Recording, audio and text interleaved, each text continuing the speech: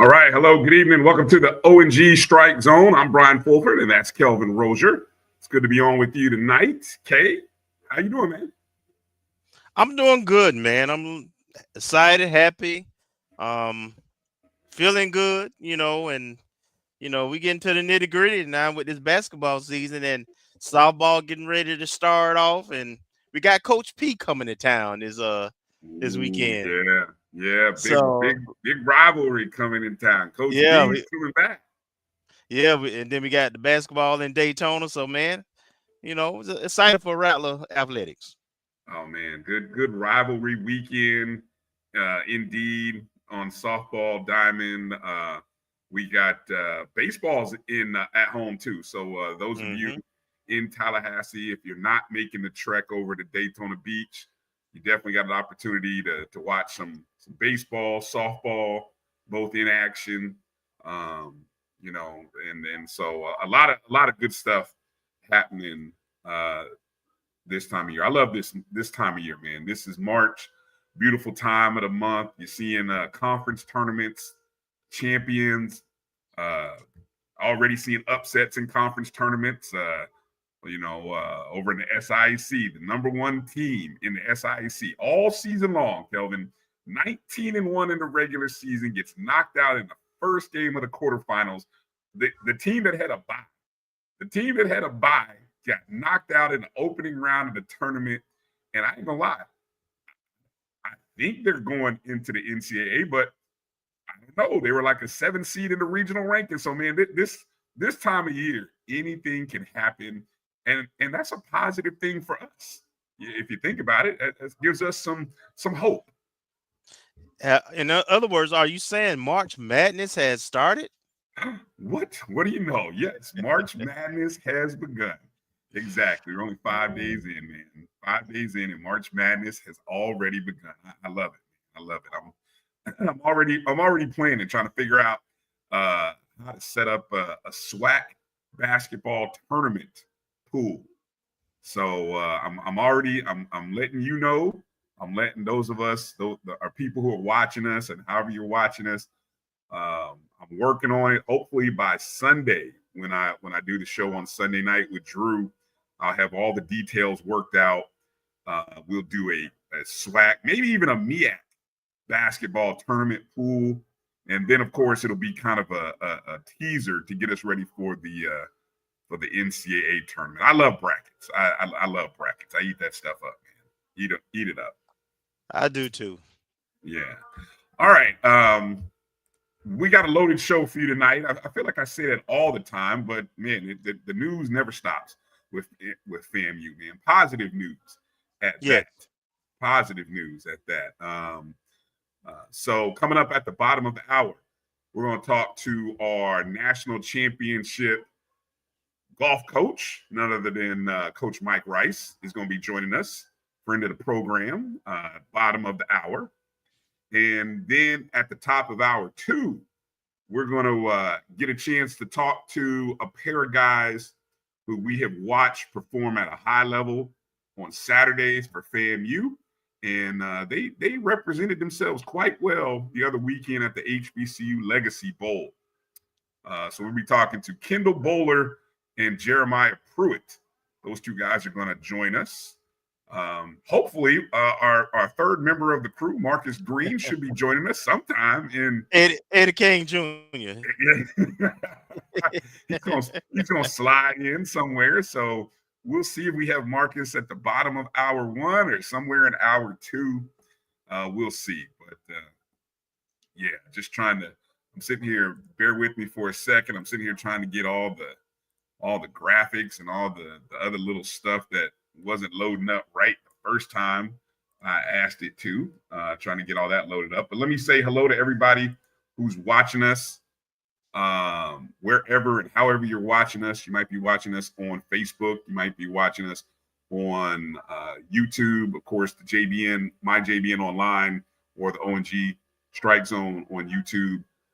Also, you can be watching us on Instagram Live or X, our Facebook pages, the Black College Sports Network, or the O&G StrikeZone. So we say hello to everybody, wherever and however you're watching us. Please hit the thumbs up. Thank you to Keith Hadley for hitting that thumbs up button. So wherever you're watching us, thumbs up. If you're liking us, hit like the stream. Go ahead and hit the retweet button. I was sitting here trying to do that myself on X. So to make sure that those who might be watching, go ahead and do that for us. We appreciate it. We appreciate it. All right.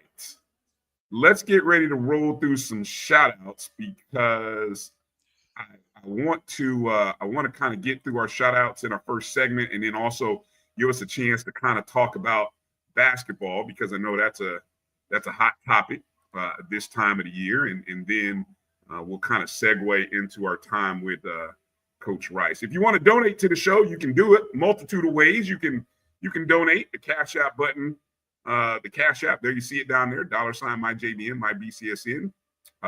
You can also leave a super chat if those of you who are watching us on the Jericho Broadcast Network's YouTube page. You could also subscribe to be a member of that channel as well, like so many of our other friends have done. That's a monthly contribution, which go ahead and it helps Black College Sports Network help us do the things we're doing. Might even help us with a couple of activities and projects that we're working on even this weekend or next weekend, Kelvin. I won't let the cat out of the bag, but maybe we'll see what happens. Maybe. So, just maybe. All right. What I like to do this time, let's go through the roll call. Let's say hello to the family who's watching us wherever and however you're watching us. Of course, these are our folks who are the active chatters, the folks who like to hit up us on the chat. First in, it looks like it's Marvin Allen tonight. Ball after K Row. Hey, good. Of course. Yeah, that guy. You know, host chats don't count, but you were the first one in. Marvin Allen, good to see you. Thanks for joining us. Jimmy Mack, good What's to up, see J you. Mac? Thanks for being a JBN subscriber. Alice, Ken, good to see you. Ken, Alice. Appreciate you. Bull. Ooh. Thank you for checking in. Good to see you. Duh. Melissa Wilson, always pleasure to have you in. Thank you for coming in and joining us. What's up, Meredith? Meredith, thank you for being a JBN subscriber. Coming in. Appreciate you. Watch JD TV. What's up, JD? Appreciate you. Duh. Tony, checking in. South Florida in the house. Hi, checking in. Lil Baby, hello to you. City. Yeah, all right. Good to see you. Middle Georgia, Marcus, What's checking up, in Macon? from Macon, Georgia. Thank you for being a JBN subscriber. Mary 305. What up, Mary? From the South FLA. Also a JBN subscriber. Thank you, Mary. Appreciate you. Show wouldn't be a show. Show wouldn't be a show on the BCSN if Chuck Hunt doesn't check in. We love Chuck. Thank you, Chuck, for always supporting the Black College Sports Network and all of our shows. Appreciate you. JT, what up, That's JT? Right. What's up, JT? Hey, hello. Checking in. Good to see you. Hello. Thank you. Appreciate you. What's up, Gail? Hey, how's the weather in Cleveland, Gail?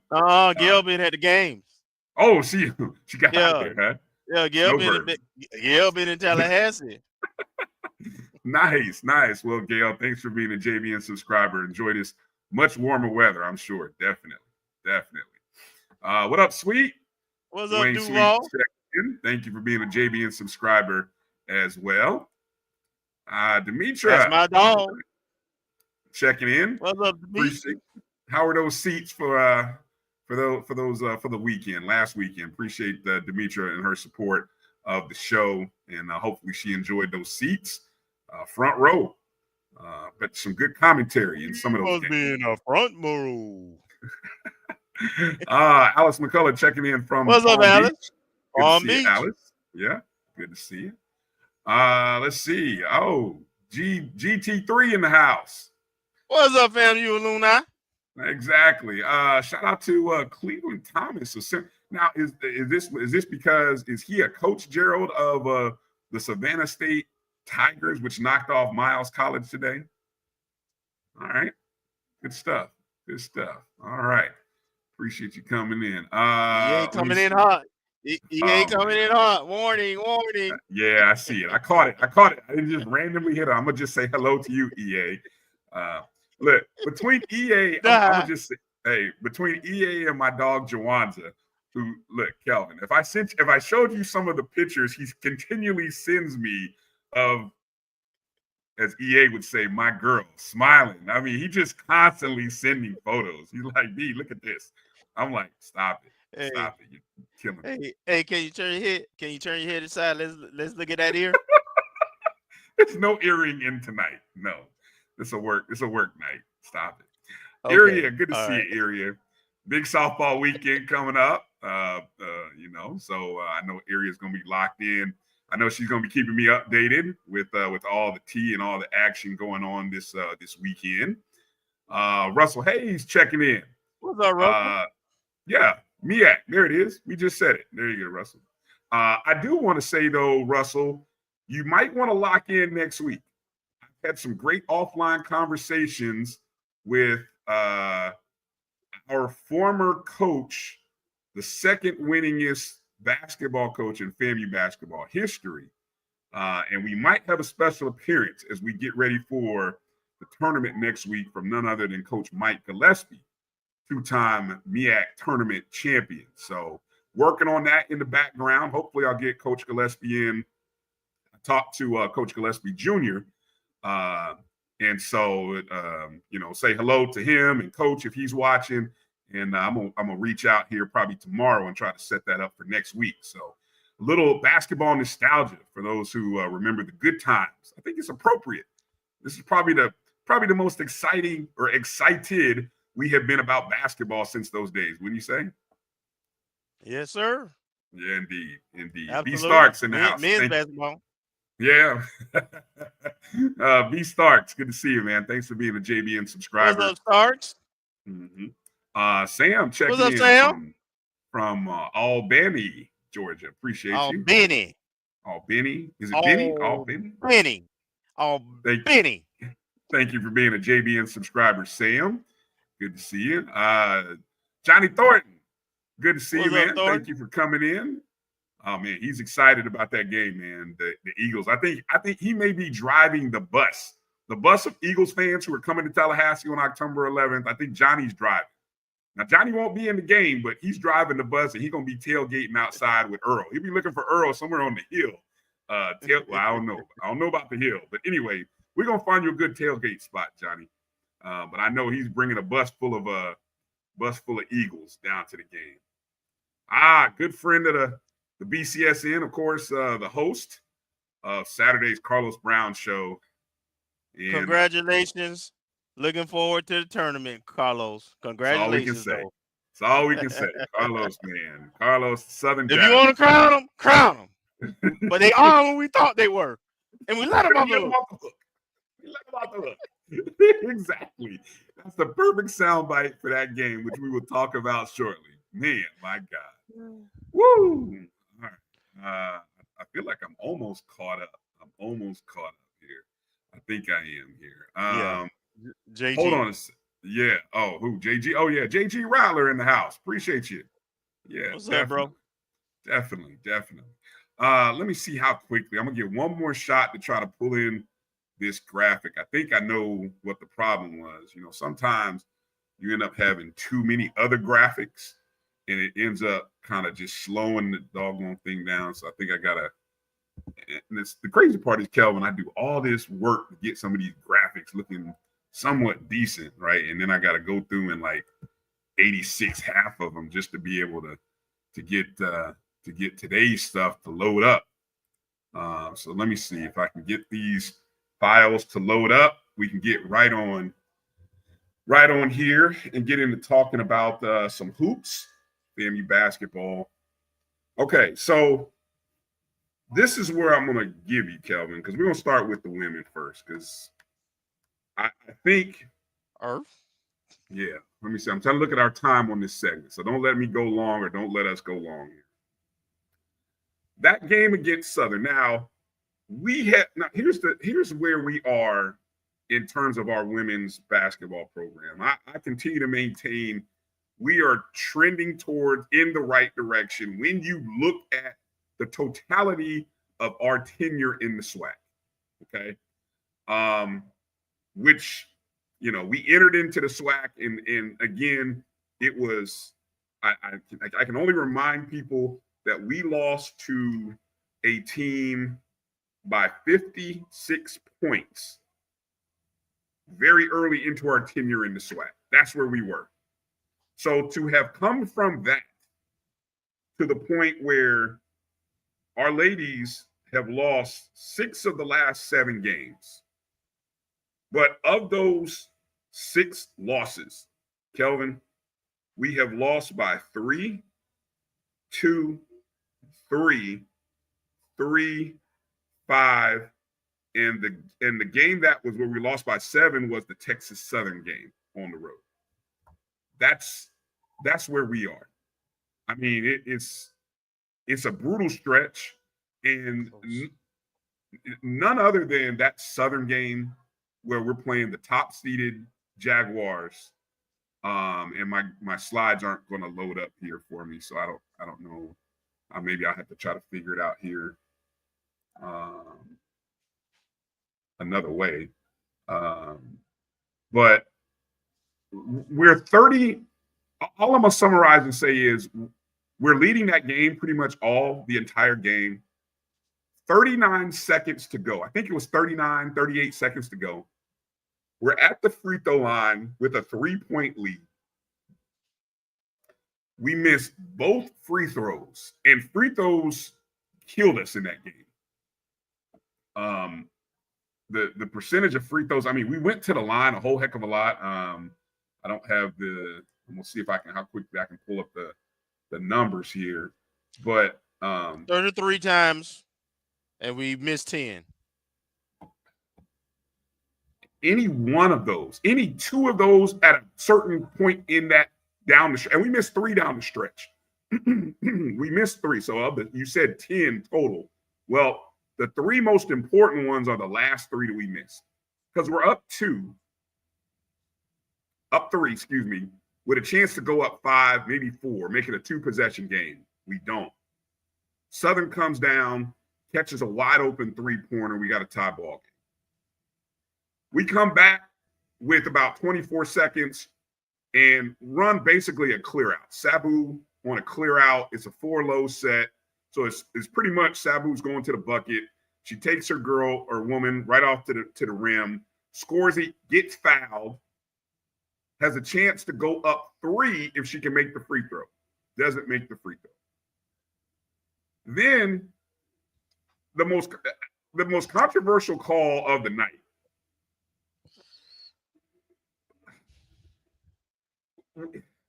It's hard to even say this. I can't even put this into words. Southern's pushing the ball up the floor. I don't know which Subarats it was, but she does a flyby on the shooter. And clearly, when you look at it a second time, you can see that she got all ball. The problem is the officials aren't anywhere in position to make the call cleanly. So all they react is to the shooter and the girl going by, where it looks like on glance, like, oh, why would you even be close? Why would you even be in the area? Fouls her. Thankfully, she misses. So she fouled on shooting a 3, which means she's going to shoot 3, misses the first, makes the next 2. We have a tie ball game with 4 seconds remaining, Kelvin? 4 seconds. And then we advance the ball to half court and just poor execution on an inbound play. Because if you any of you coaches out there, if you coach rec league or you coach high school, everybody runs sort of a stack play like we ran. Problem was the front 2 girls are not supposed to move at the same time in the same direction. Now, I'm not in Coach Gordon's huddle, but I would just say I've never seen it run that way. So I'm going to guess that 99% that both girls are not supposed to cut at the same time in the same direction, which happened. And then as a result, the third girl V-cut and went towards the backcourt. The pass wasn't a clean pass. It got stolen. Southern has it. We foul her in free throws. We lose by 2 points at the free throw line. You were there, Kelvin. How do you even put it into words what you saw? Because watching it on TV was painful, but being in the stands had to be even worse. So I'm gonna just give some stats from that game real quick because we pretty much dominated every stat except 2. All right. So we held Southern under 40% field goal percentage. We had 43%, 44% uh, field goal percentage. We shot 17 more free throws, even though we missed 10. But we made more than they attempted. They only attempted 18 and made 12. We made 23 and we missed 10. We had 11 assists to their 1. Check this out. We out rebounded them 46. We had 46 rebounds. They had 19. Wow. All right. Supposed to win games like that. And fouls, we 15, especially at home. In fouls, we had 15, they had 22. The stat that has hurt us, and it hurt us late this game too. And every late game we had, frankly, turnovers. We had 17 to their 8. And then Southern, the only reason they really stayed close was because they 3-point shooting. They were 9 of 17. But we dominated the game. Like you say, we were winning the entire time. But, this team is a new team, really. It ain't like it's last year's team. We got 8 new players. But this team just hasn't learned how. Not just the team. I'm going to say, in watching this team play, even now, I don't know if we know what our closing lineup is. Mm. And that's problematic. Who should be in the game situation? I think we continue to ask players to do things that they're not very good at. If you think about all those 6 games we lost, it kind of centered around a couple of people trying to inbound the ball and end up turning it over. Even after timeouts, we can't get the ball inbound. So we really have to figure out our closing lineup. And honestly, for me, I just don't understand our rotations. Sometimes we play kids and they give us some points and they get good minutes, and then some games they don't play at all. So I have no idea about our rotation either. So we really have to figure that thing out. But that being said, we're really close. We played all the top teams. We played them right. We were right there. We were leading all of them pretty much in the fourth quarter, and we just had found ways to lose. At this point, this team hasn't learned how to win or close out games yet. Yeah. Which includes, the staff. Yeah. I mean, that's tough. But it is a learning process, though. Usually there's statistical data, no matter what sport it is, whether it's basketball or I'm gonna use baseball. There's these type of games which I know this didn't help anybody this year, but and who knows if what next year is because of the roster changes. But let's just say if and I don't have the full data on who's coming back, who's eligible to come back, honestly. I think we had quite a few people at senior night. Senior night was against Grambling. How many people did it look like was there? Like 7 or 8? 8. Yeah. Yeah. So, I mean, essentially, you're talking probably potentially another new squad next year. But even if it's just the staff learning how to better manage these in the game scenarios, right? Which that's all part of the offseason learning process. Trust me, as players are trying to learn how to win on the fly. Coaching staffs are going to be analyzing what they could have done better in all of these situations, right? And maybe it is the rotation. A lot of coaches and teams, they use analytics to help them in those situations. So I don't have an answer. to that, and hopefully when we get a chance to talk to Coach, hopefully we'll get a chance to talk to Coach before they head into the SWAC tournament next week. But being able to penalize, yeah, but we are competitive. We're right there.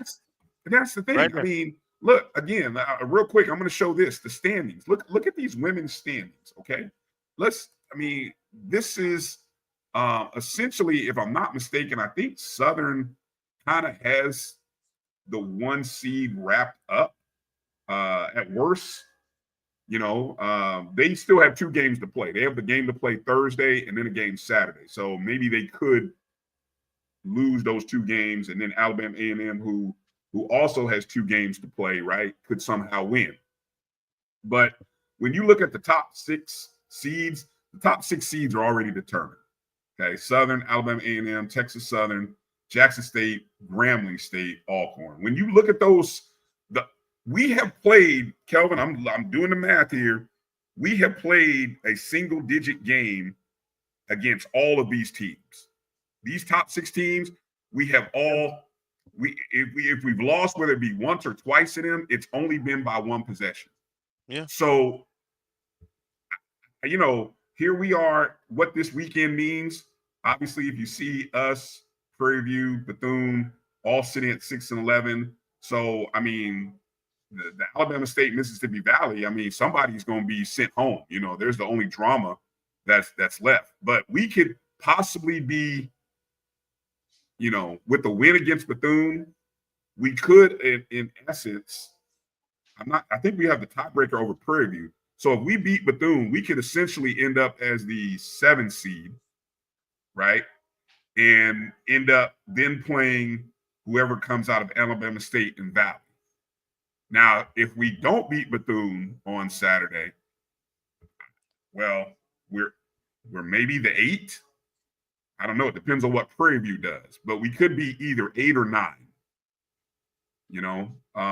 Depending upon how it shakes out. But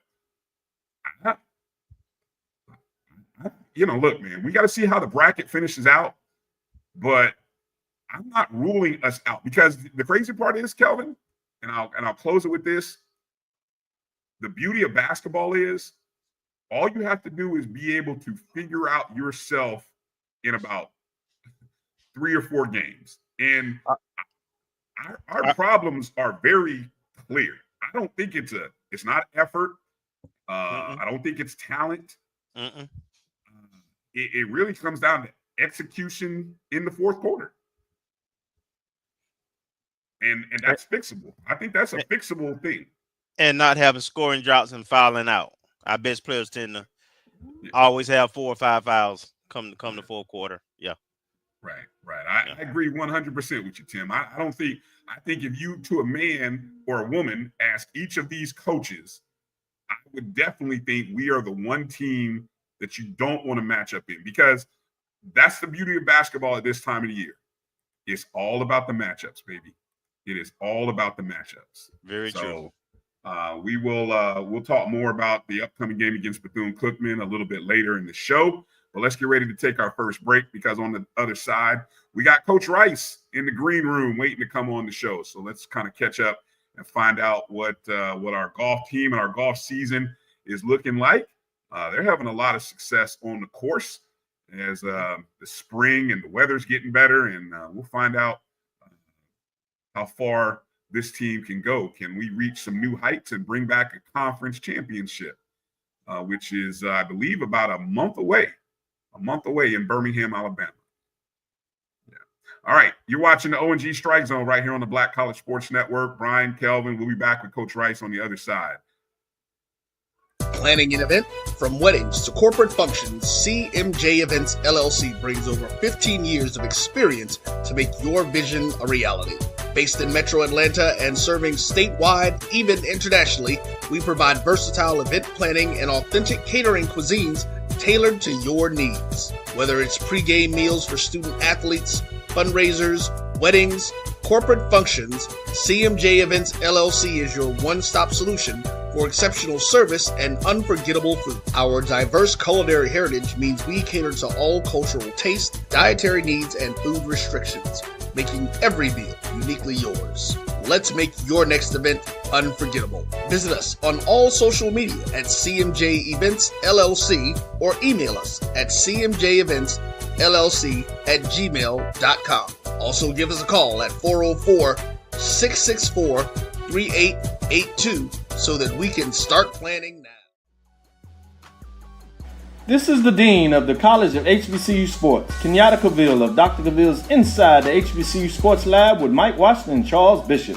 Come mix it up in the lab where the course lecture is in session every Tuesday from 6 o'clock p.m. Central Standard Time on Facebook Live, YouTube Spreaker, or the BCSN app, as we discuss all things about the HBCU sports culture, including exploring the week that was in the sporting HBCU diaspora, as well as the upcoming week of HBCU sports. With me, the Dean, the College of HBCU Sports, on Dr. Cavill's Inside the HBCU Sports Lab with Mike Washington and Charles Bishop. Course lecture dismissed.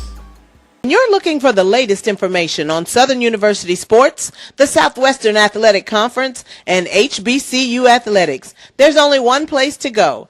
Tune in to the Carlos Brown Show, exclusively on the Black College Sports Network. Thank you guys for what you do for HBCU athletics. This is a fantastic avenue for all of us. This is our ESPN, so we love what you guys do. Bryan, AD, Roy, all you guys at BCSN. We really appreciate what it is that you guys do for us.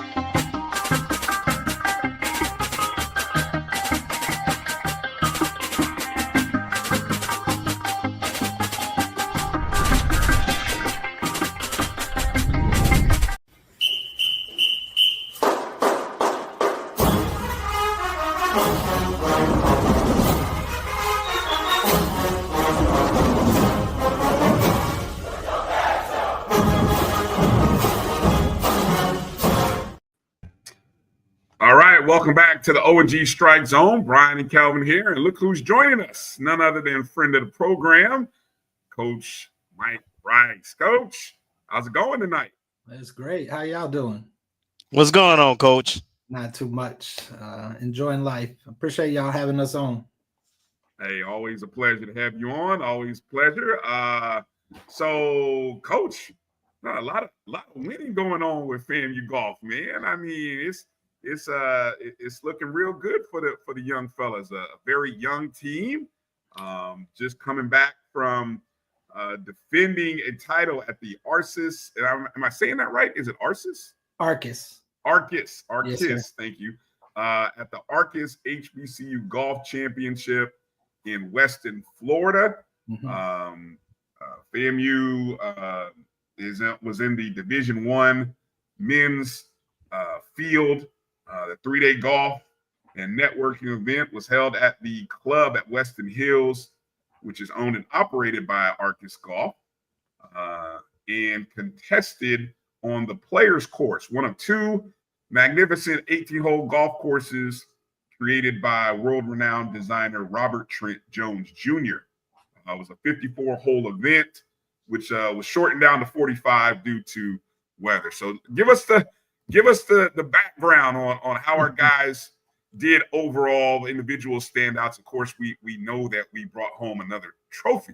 We did. Break it down for us.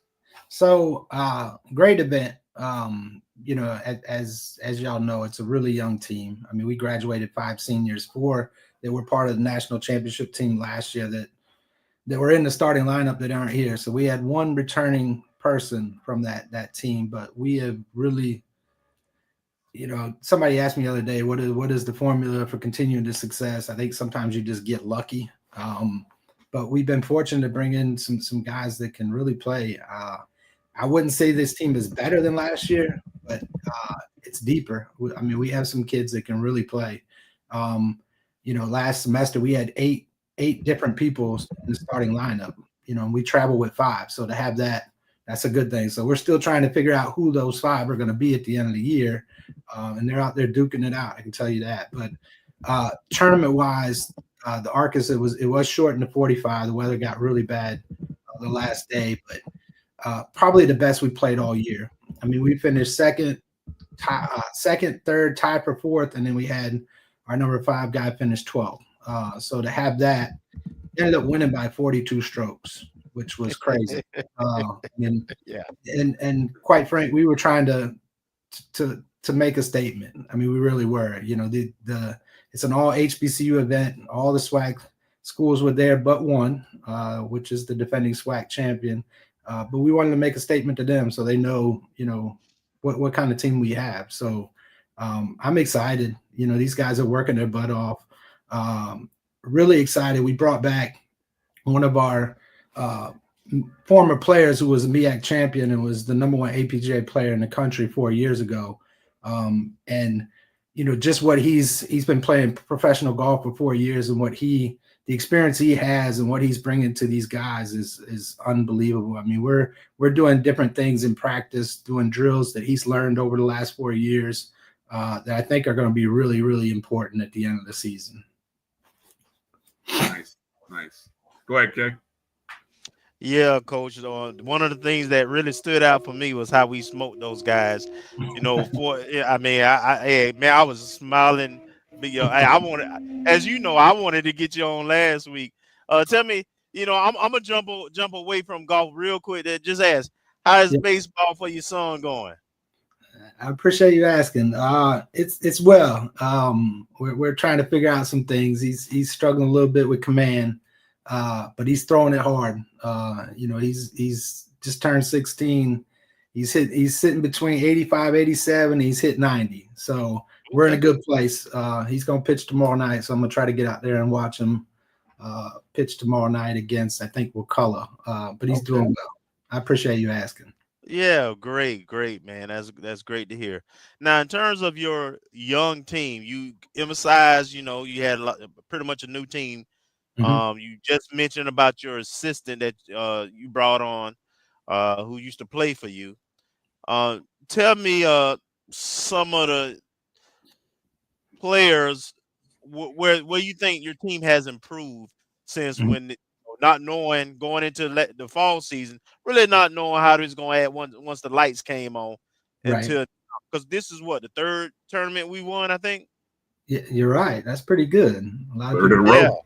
Yeah, we so this is the third. So HBCU wise, we play in 4 a year. It's just HBCU. No. Right. We're 3 of 4. And the fourth one left a bitter taste in our mouth that we ended up going. SAS is an event that we were 2-time defending champion. We had it in our hands the last day and just finished terrible. And the guys didn't like it. So we ended up going to Bridgestone in Atlanta, and we ended up winning that by 20 shots. And then we went to Frisco. Eastside Golf did an event, which was an amazing event. They did an unbelievable job with it. We ended up winning that by 20 shots. And then, of course, we go to Arcus, defending champ, and win that by 42. So, again, I mean, we're just getting better. I mean, the guys have worked. This is probably the hardest working team that we've had. I mean, these guys, I mean, I just went out to the field. I had the guys call me up. There was some guys out in the middle of our field. They're getting ready to go out there and practice. Like, hey, coach, can you come out here and get these guys off the field for me so that we can practice? So, I mean, they're out there until 10, 11, sometimes 12 o'clock at night getting reps in. They want to be great. You know, I was telling Moby, our assistant, the other day, they like being pushed. They like being challenged. Not everybody likes that, not in golf, but these guys like to be challenged. And so we're trying to do different things and come up with unique ways to challenge them to get better. Because at the end of the day, this is what I told them tonight after we had practice. You know, our goal is to win SWAC. I mean, that's all. Everything we do every day is to be at the end, be the best we can.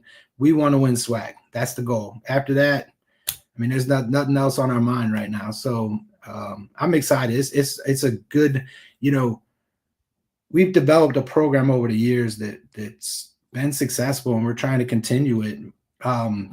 To say that we have one guy graduating next year. Right. We have one guy graduating the next year after that. So it's a young team. So to be this successful, you know, with the young team, I'm excited to see what the future is going to be. All right, Coach. And you said that you know, you get lucky, and yes, win championships. Sometimes luck is necessary, but also, Coach, it's nice that you humble and everything, but it also means you're pretty damn good at what you do, Coach. Also. Now, that being said, tell me if I missed it, but I don't recall seeing. Did we host our tournament we usually have in Franklin County this year? No, and I haven't hosted for a few years, and Okay. a couple reasons. And when we did, it was an amazing event. But Right. golf course isn't up to college. Okay. Right. So we're actually talking. I'm in talks. We have a really great relationship with the PGA Tour. They support us so much that I reached out to them to say, hey, you know, could we host at one of your places? I'm not going to say the golf course. I got you. They're like, yeah, that's a possibility. But we have a relationship in Jacksonville with, it's actually crazy. It's Moby's coach from when he got out of college owns a golf course over there. And so we're in talks with them to maybe host in Jacksonville, which would be really cool, and do it next year at the same time as right now when the Players Championship is going on, and maybe do something to bring teams there and maybe get them over at the Players Championship with the PGA Tour. So we haven't hosted since COVID at Franklin County over at the course over there. I'm not going to name that course either, but so yeah, we are in talks. I think we need to bring it back, and I want to. We just want to find a unique place for it. All right, good deal. Yeah. Hey, can I follow up on something you talked about, the roster, Coach? And I'm going to kind of filter in. You know, I know where you're going, but go ahead. Yeah. Hey, it came up earlier today at the 220 Club. I don't think I caught the entire question, but I think it was related to our roster. But there was a mention about and I don't know if this is related towards the house settlement, or just in general the new NCAA roster limitations or restrictions. So maybe if you could give a little background on what that looks like, because at the end of the day, you mentioned how it might affect your roster in the future. I know we're not even finished with this year, so I hate to be thinking and talking about the future decisions, but just you would kind of break down for anybody who caught it and maybe missed it and it went over their head. So yeah, the question was, you know, what is our roster now, and what are the roster limitations how is it gonna affect our program? Right now, there are no roster. We're one of the few sports there are no limitations. Like, you can carry as many people as you want. I've always liked, and this is just probably more from me being a player at FAMU, that the more competition there is, the more it drives you to want to get out there and work. So we have 12. We only travel 5, but we have 12. But the roster limitations, the roster restrictions next year is going to go to 9 for golf. Well, I only have 1 graduating. So that means I have 11 coming back, which means 2 can't be here. And I hate that because we have great kids. I mean, they're every one of them are working their butt off.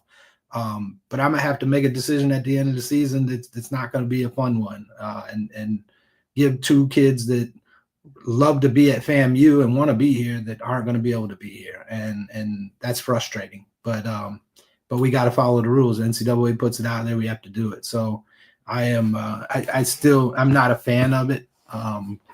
I think maybe I wish it was something maybe we put in play maybe a year or 2 from now to where you can, you know, really recruit for it. Because quite frankly, because of everybody, I'm not recruiting anybody. I have my whole team coming back. And then the next year I'm recruiting 1 person for 2026. So it's frustrating, but I mean, we got to play by the rules. Now, are these scholarship positions that we're talking about? No. So that's the thing we have, and then we call them walk-ons, right? Because that's the term for it. But I'm out there recruiting, so these are kids that I recruited that I gave opportunity to have roster spots. So a few of them aren't. You know, we have 4.5 scholarships. That's what we have right now. So we got 12 people with 4.5 scholarships. Obviously, scholarships go out next year. There is no, you know, limit for golf. I mean, you can have 9 if you want.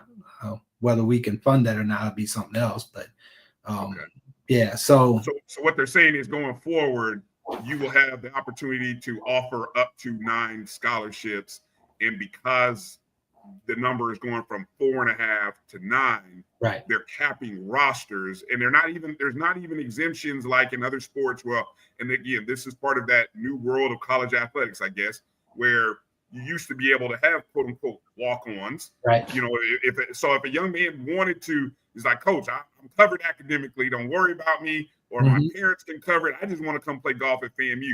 If Correct. you're sitting at 9, you'd have to sort of turn that young man away, I guess. Is that what Right. I'm hearing? Absolutely. Right. And like you said, that's so beneficial to us to have, like you said, some of those students that are academically so good that you can have them on there and they're not paying anything. We're not paying anything, but yet they're there to help the team get better. That's all gone now. Yeah. That's tough. That's tough. Yeah, it's frustrating. Go ahead, Kelvin. Coach, we done talked so much over the years, man. We done covered so many things. It ain't much that I don't know, but something that I don't think I've asked you before is how did you get into golf? Ooh. When did you start golfing, and then and how did the process go with you choosing FAMU? That's a good question. So my dad is probably, I've been around golf my whole life. My dad probably was the most addicted person to golf that I've ever known. Like just everything that he taught was golf. And so he taught both me and my younger brother. My younger brother actually started before I did. I was into the football and the baseball and the basketball. But I started when I was 8. My younger brother started when he was 6. And he still plays. He's still a pretty good player. But my dad was just addicted and just, I mean, it was unreal. People that knew him, I mean, that's all he ever talked about was golf and his rounds. And he remembered every round that he ever played.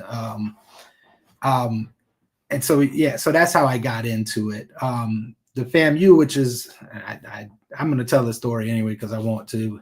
I actually didn't start college till I was 21. I was not good. I didn't grow up with money. So when I was 18, I started working at a golf course in Orlando, and I got better and better and better, and met somebody who had went to St. Aug in North Carolina, which was a HBCU D2 school. Went there, actually won a conference championship while I was there, but played in some events with FAMU and reached out to the coach, ended up here.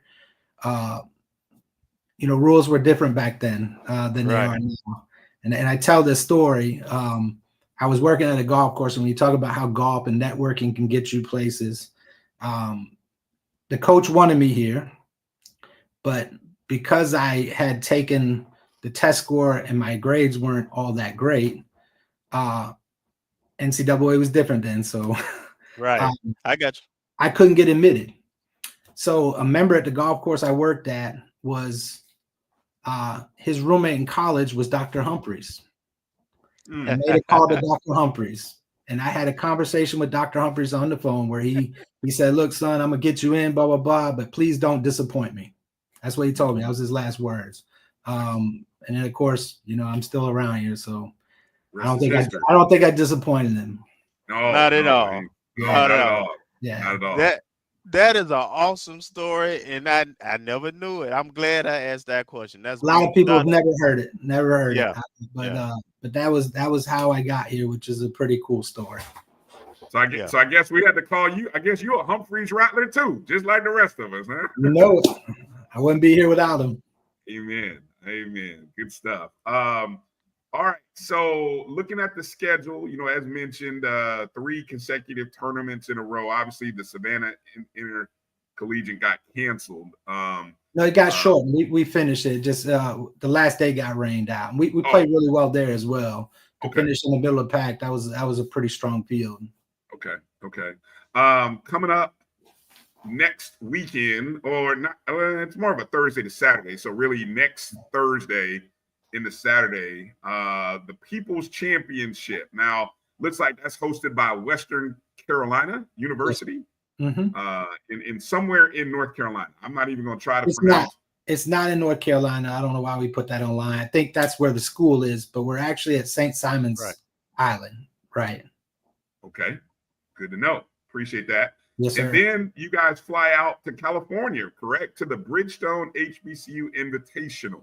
Correct. Yes, sir. Now, isn't this the same invitational where you guys got a chance to somehow the Bridgestone and getting connected in with Tiger Woods? Was that at the one of these Bridgestone events last year, or was it in the spring?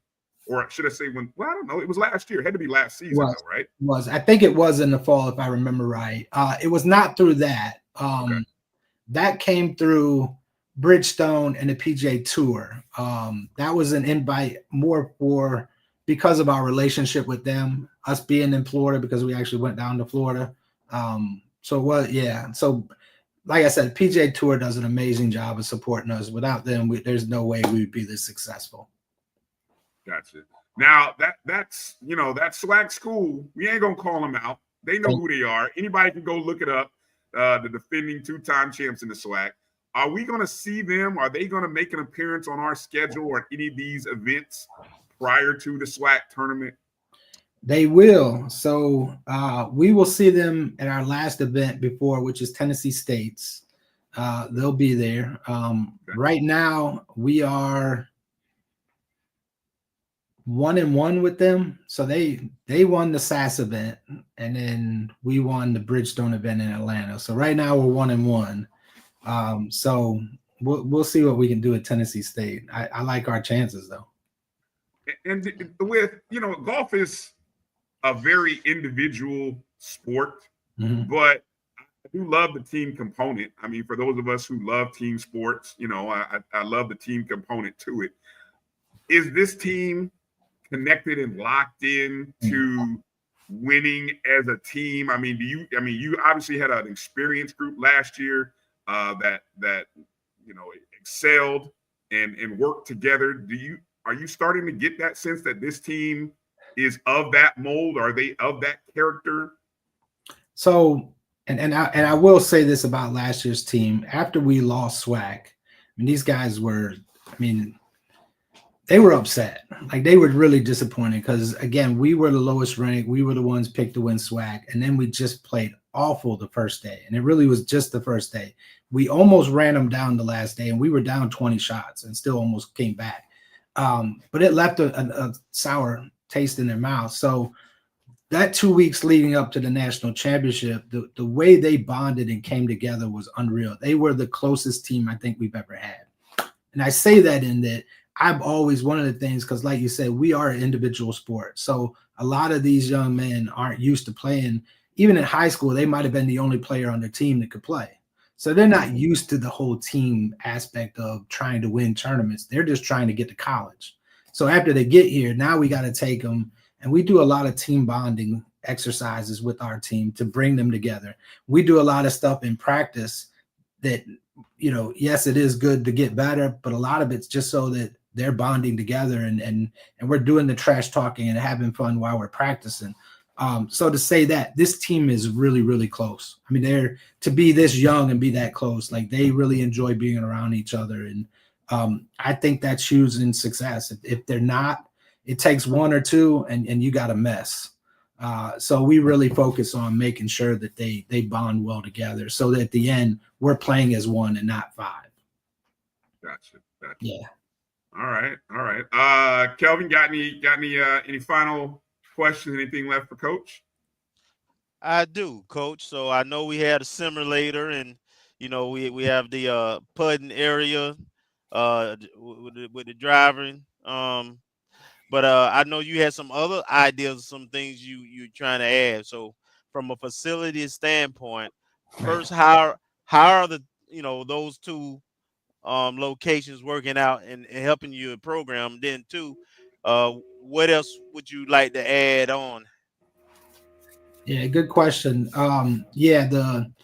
The putting room has been amazing. The simulator, we especially with the weather we had this winter, which is not normal for us. We instead of canceling practice, we had 6 guys over in the simulator, 6 guys in the putting room, and then they switched right halfway through. So we got a chance to really get in still some practice, which we wouldn't have been able to do. Driving range wise, it's great. The one thing, there's a couple of things that I'm trying to work on. One is we have no shade at the driving range. And saying that, it gets hot. Plus, the other thing is if it is raining, right, it'll give us an opportunity to still get some work in even when it's raining. So we're working on that. I was even talking to the 220 Club today about that. Maybe that's something where they can help as well in getting that because it's not cheap. And then in the putting room, we're trying to get it's basically almost like a simulator, but for putting. But it's called the Sam Putting Lab. It gives you all this data. It gives you drills that you can do. It actually projects down onto the putting surface to where they can go in there and play games and work drills that we really, I think, could really help get us to the next level, especially putting wise. So those are some of the things right now that we're looking at that we really need to add to the program. Awesome. I love it. You can never stump Coach. Coach is always thinking ahead. I can remember when he first talked about that whole driving range thing, and it ended up going way further than I think both of us thought. And a little bit, maybe even a little bit faster than we thought in some cases. I mean, But yeah. I remember that day I took you down there to see the vision. Yes. To see what it is now, it's crazy. I am ecstatic to see it come to fruition and to see the success of the program based on that. So, in other words, for everybody who's watching, both Rattler Nation as well as at other universities, that's why it's important to invest in your sports programs. If you're going to have them, you want your coaches and your student athletes to have the best possible experience and have opportunity. We have kids who've gone pro. We have kids who've gone on to be great people in terms of just regular life. And then we even got kids who've come back in our coaching the program. We got 2 of them, as a matter of fact. So investing in athletics is investing in our community. And, of course, our golf team has one of the highest GPAs out of all sports also. Yeah, that's required to hear. And the best logo logo as well. No, absolutely. I had to get that in, Coach. I had to get that in. Everybody wants it. I know that. It's the best logo. It's the best logo in Rattler Athletics. We just got to find a way how to market it and sell that puppy, boy. Because it's awesome. It's awesome. It's awesome. Yes, sir.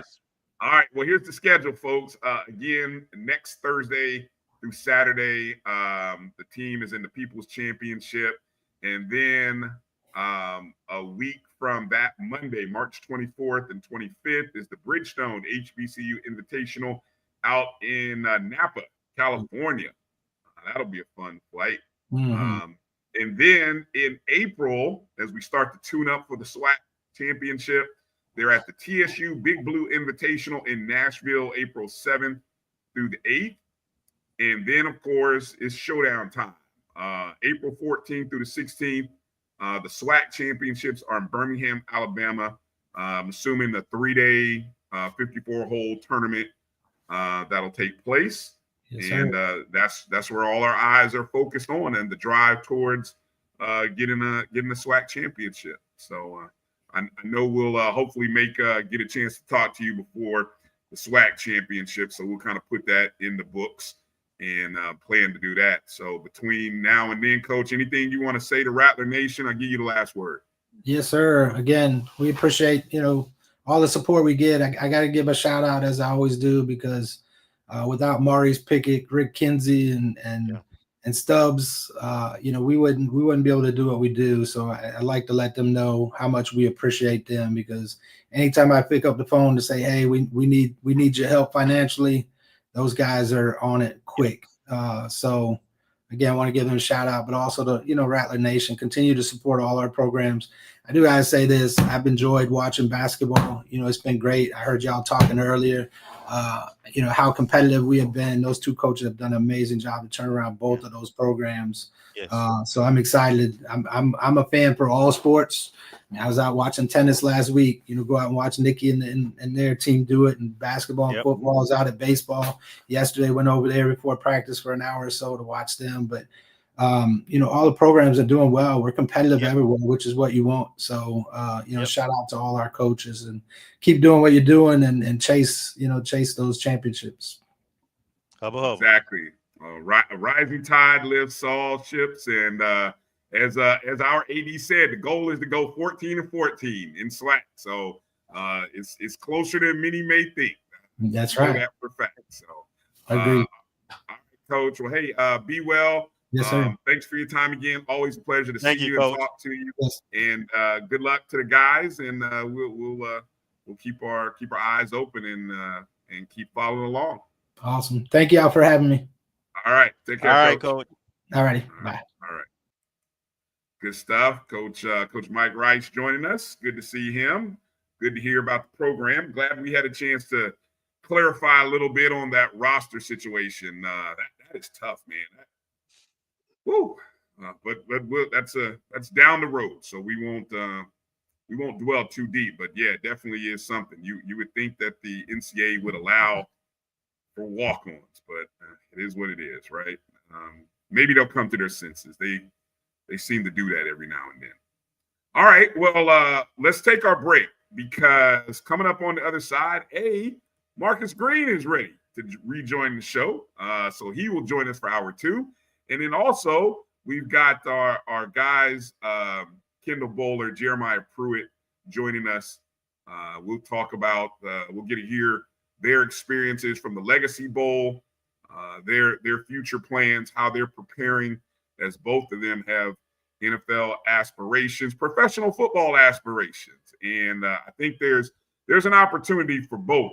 And just reading some of the reviews and things that are out there, both of them really showed well at the Legacy Bowl. And I know Kendall was at the what was it? The Reese's. The Hula Bowl. The Hula Bowl.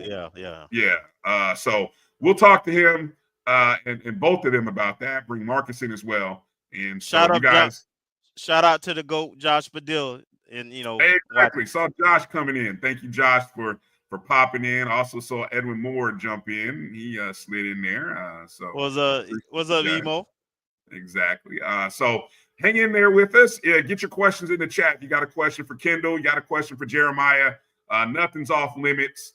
They're alums now, so they'll spill the tea on whatever you want to know, I'm sure. So just go ahead and drop those questions in the chat, and we'll get to them here on the other side. You're watching the O&G StrikeZone right here on the Black College Sports Network. We'll be back in just a moment. Since 2002, Empowerment Resources, Inc., a nonprofit organization, has empowered more than 1,500 youth and adults in Duval and surrounding counties through its programs Journey into Womanhood, Girls Mentoring, Life Skills for Teens, and parenting education coaching. To get involved with programs, volunteer, or donate, visit www.empowermentresourcesinc.org. Follow us on social media, facebook.com/empowerment.resources and instagram.com/empowermentJAX.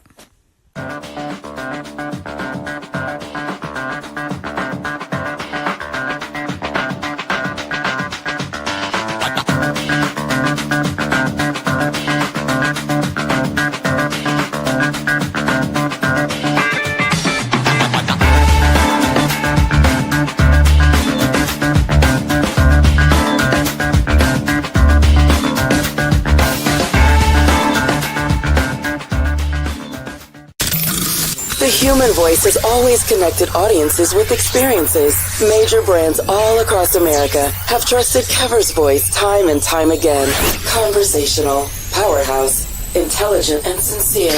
That's the voice you need for your creative marketing process. KEAVERSVOICE.com. Kever's Voice, Kever's Voice, KeversVoice.com. Always on, all the time. It's never too early to plant the seed, to share the tradition, and instill a sense of pride in your HBCU with your little ones.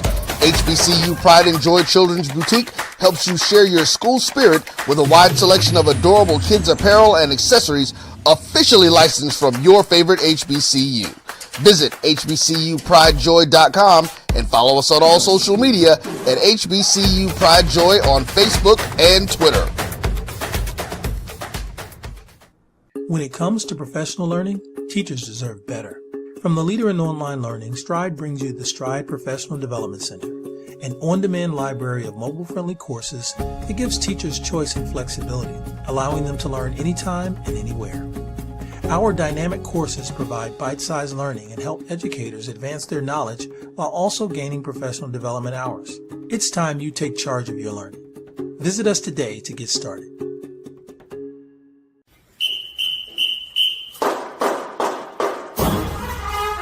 All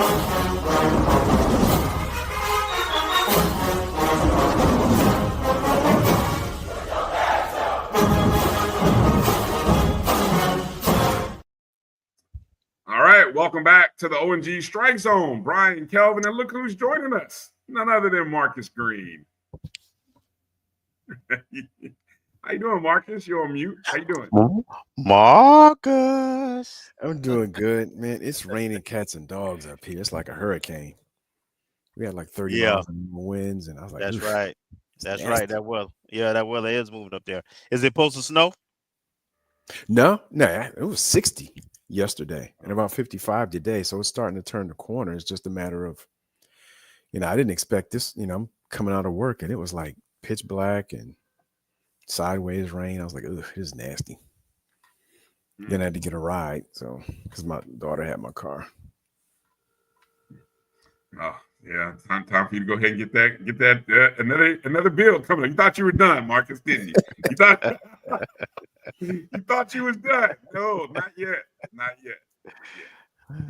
All right. So you locked in, you ready to go here? I am. All right, good stuff. Well, as we get ready to come up here on this next segment again, the HBCU Legacy Bowl was just a couple weekends ago. It seems like it was just a few minutes ago, and you see we had 5 guys who participated in it: Kendall, Daniel Richardson, who was the MVP, Jamari, Jalen Goss, Jeremiah Pruitte. 5 guys who represented quite well in it. But coming up here, of course, we got Kendall Bohler, who's going to be joining us, All-American standout defensive back for the Rattlers, champion, and then as well as Jeremiah Pruitte, who was tight end, also a national champion standout as well. So we're going to get a chance to talk to both of those guys here. Let me go ahead and bring those 2 guys onto the stage. Let me make sure they're there. Let me see Kendall, and then we got Jeremiah. Let me make sure both guys are there. There's Jeremiah looking good. Let me make sure we got Kendall locked in as he comes in. Jeremiah, we'll wait for Kendall to come in. Jeremiah, how you doing tonight? How you doing? I'm good. I'm great. There you go. Good to see you. Good to see you, Jeremiah. And there's KB. Kendall, how you doing? Hey, what's up? What's up? How you doing? What's going on, guys? Good to see you guys. What's up? Yeah. Thank you for joining us. Us, man. Well, hey, look, it's a pleasure to have both of you on. Of course, you guys represented so well at the HBCU Legacy Bowl. So I guess why don't we start there? And I mean, we can go any number of ways here, Marcus and Kelvin. So I'll kind of get us going. We'll go Jeremiah and then go to you, Kendall. How would you surmise the experience, Jeremiah? Because if I'm not mistaken, I don't think you were I know you participated in the combine, but I think you were a late addition to actually playing in the game. So kind of walk us through how all that occurred and just the experience overall. Well, I was at the combine. I was blessed to receive an invitation to the NFL combine, and with that being a blessing within itself, I was just kind of focused on being where my feet was and just focusing on the combine. And then the next 3 days, all my other teammates from FAMU, they just kind of told me like, just worry about the combine, everything will take care of the rest. So the day of the combine, I started to warm up. I went to go check my phone. It turned out that they actually invited me to the Legacy Bowl the day before the Legacy Bowl. So right up until that point, I had no idea that I was going to the Legacy Bowl. So once I got it, I just wanted to make sure that I took advantage of the opportunity, like full head of steam. So. Nice. And how about you, Kendall? How was the experience for you? The experience, I'll say it was great. Just being with the best of the best, the players in the whole nation, HBCU. So we was there, just talking trash, just doing our thing. Basically, proud of JP as well. Like he said, he had the combine invite as well. I told him just keep his head forward and end up getting the Legacy Bowl invite. So it was a very great week, I'll say. The combine. How would you describe? Because there's obviously the combine, Kendall, and then we'll come back to you, Jeremiah. The combine, you do some training, obviously a lot of training for it, and then of course after the combine, there's the pro day. What was the training like for you? Did you feel like you met some of the benchmarks that you wanted to meet at the combine?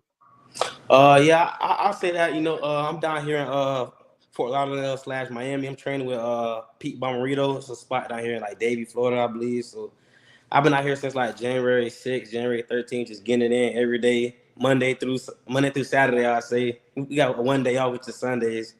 But I just been getting it in. 40s, L drill, 5, 10, 5, position drills and things like that. So at the combine, I had the fastest time for a DB, but I still feel like I can improve. I had great broad jump, great vertical, great 5, 10, 5, and L drill, but I feel like it's more room to improve, I'll say. Nice. Same question for you, Jeremiah. Talk a little bit about your training and everything that went into, your benchmarks and then, maybe what you're looking to improve on for Pro Day.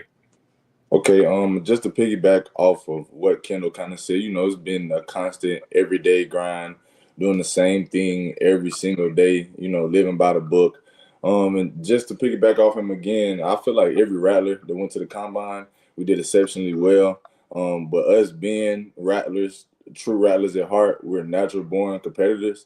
So I feel like no matter how well we would have done, we know that there's always more room to do, more work to do, and even more space to get better. So going into Pro Day, I think we just attacking it. I know me personally, I'm just attacking every day with just keeping it at the forefront of my mind that all my numbers have to be better from the combine at Pro Day, just so that I can show, the whole entire league that, a guy can go back home and put in the work and make his numbers improve within a couple weeks' time. So that's definitely what my training like now. Pretty much the same thing that it was before, just a little bit harder. Okay. Go ahead, Kelvin. Start with Jeremiah and then go to Kendall. I'm interested to know what kind of feedback you're getting from scouts and analysts and so forth. What are some things they said that they liked about you? What are some things you may have heard you may need to improve on? And then second to that, have you talked some of the you guys have guys y'all play with at FAMU that are in the league? Mm-hmm. Give me some of the best advice you've gotten from any of those guys also.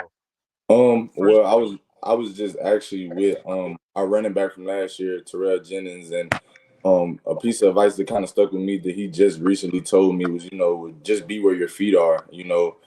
Take every opportunity as it is, and just be where your feet are. Worry about the now. So no matter what may have happened in the past, and no matter what may happen in the future, just be where your feet are. We talk to those guys often, so they're always in our ear giving great advice.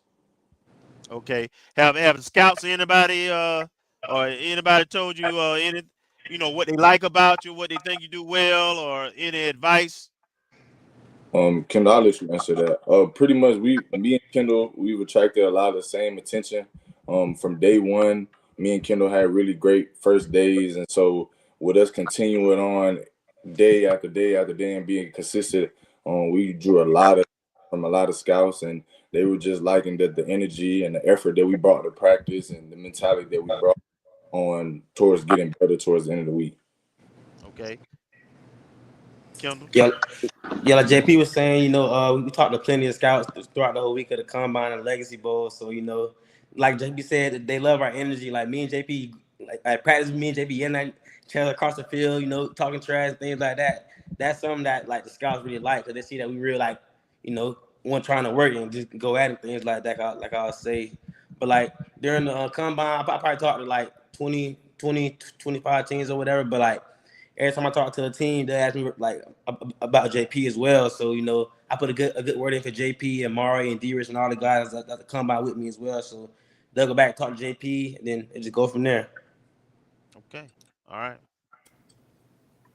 How about you, Marcus? What do you got? All right, well, thank you, Mr. Pruitte, Mr. Bohler, for joining this evening. My question is this: I know this. Where you are now is probably something you've dreamt about a lot, growing up, having played football for a while and then coming through FAMU. How has how can I put it? Has it lived up? Has this experience getting ready for a professional draft or a professional career, how has it lived up to how you imagined it to be when you're growing up and actually coming to FAMU and then matriculating? Is it pretty close? Is it a total shift from what you expected it or how you dreamt it would be? Or just describe I guess, the theory versus the reality of this process so far? I mean, I say it's pretty close. Just me growing up, like I grew up in Orlando, Florida. A lot of great athletes come through that area. I seen guys, like they said, you go from high school, then you go to college, then you got to train for the NFL, then you actually get there. So just me talking to a lot of guys like Kirby Joseph and things like that from Orlando, Florida. He told me a lot of things, stuff that happens to lead up to the NFL draft, and I'm kind of going through the same thing. So I'm kind of blessed to be in this position I am right now. For me, everything is exactly how I dreamt it would be. Like Kendall said, just even being in this position, being able to walk this path is a blessing. And so, at times when we were at the combine and when we were at the Legacy Bowl practice, just interviewing with teams and just all 32 teams being on the sideline, actually being able to see us showcase our talent was a blessing within itself. And I had to kind of tell some of my teammates there, like, I really can't believe we here. Like, this is something that we've grown up thinking about our whole life. And, we've actually gotten to this point. And so for me, I just feel like everything is exactly how I imagined it would be. Well, thank you both for your answers.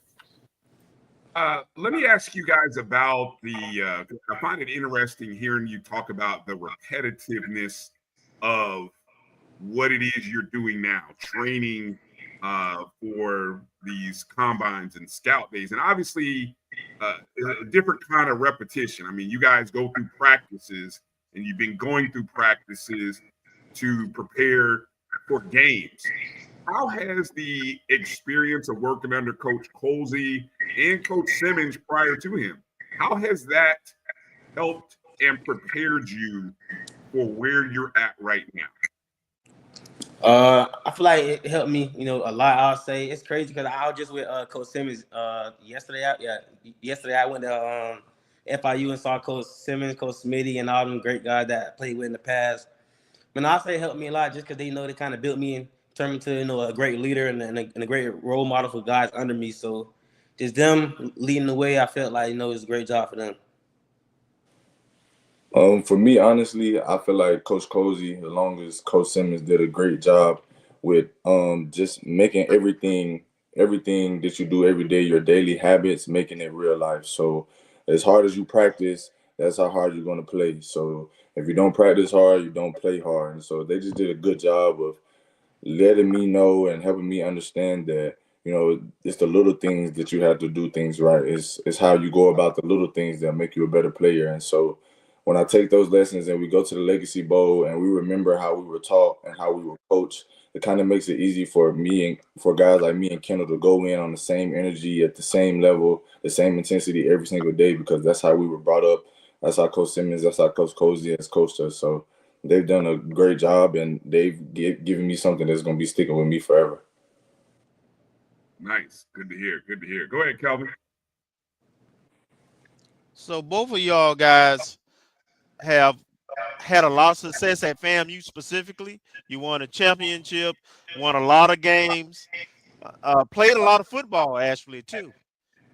So just kind of tell me now that you're getting ready to transition to that next phase.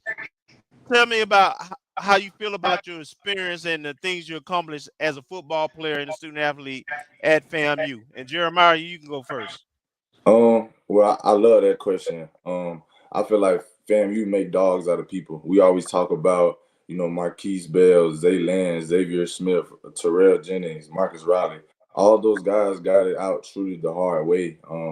We all know that FAMU, and just like many other HBCUs, present a lot of adversity shifts where you have to face adversity a lot. And so I feel like ultimately that just makes us stronger men. It makes us not crumble or not fold up when adversity is knocking at the door and just attack head on. So I feel like the FAMU has prepared me for every inch of life at this point. Kendall.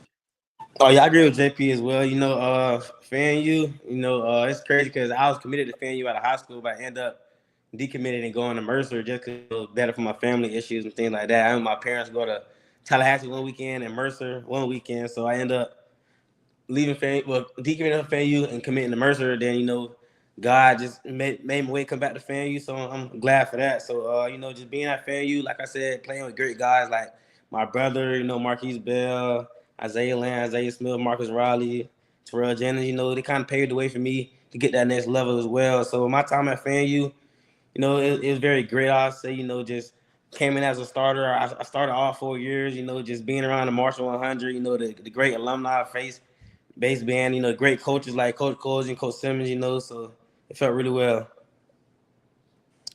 Very awesome answers, guys. Very, I'm very appreciative of the transparency that you speak of. And I can relate, even as a non-athlete, I can relate to FAMU does make it tough. Right. Yeah. It makes you a man. It makes you work for yourself. It teaches you how to act for yourself. Teach you how to live. It teach you how to live. It teach you how to survive. And so all the other guys in the past, they would always tell us, like, when you get here to the next level, you're going to see some of the big time first round, second round draft picks. They don't have the same hunger. They don't have the same chip on the shoulder. And so that's where you use that chip on your shoulder as an advantage, because we've truly had the hard way. So when it gets to another level where it's even harder, it's nothing for us. We've done this. So. All right. Good deal.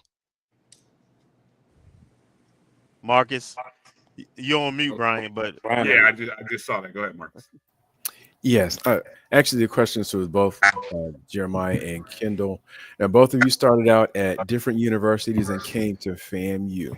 If you have a message for anyone who's considering joining the FAMU program and seeing your successes, what would it be?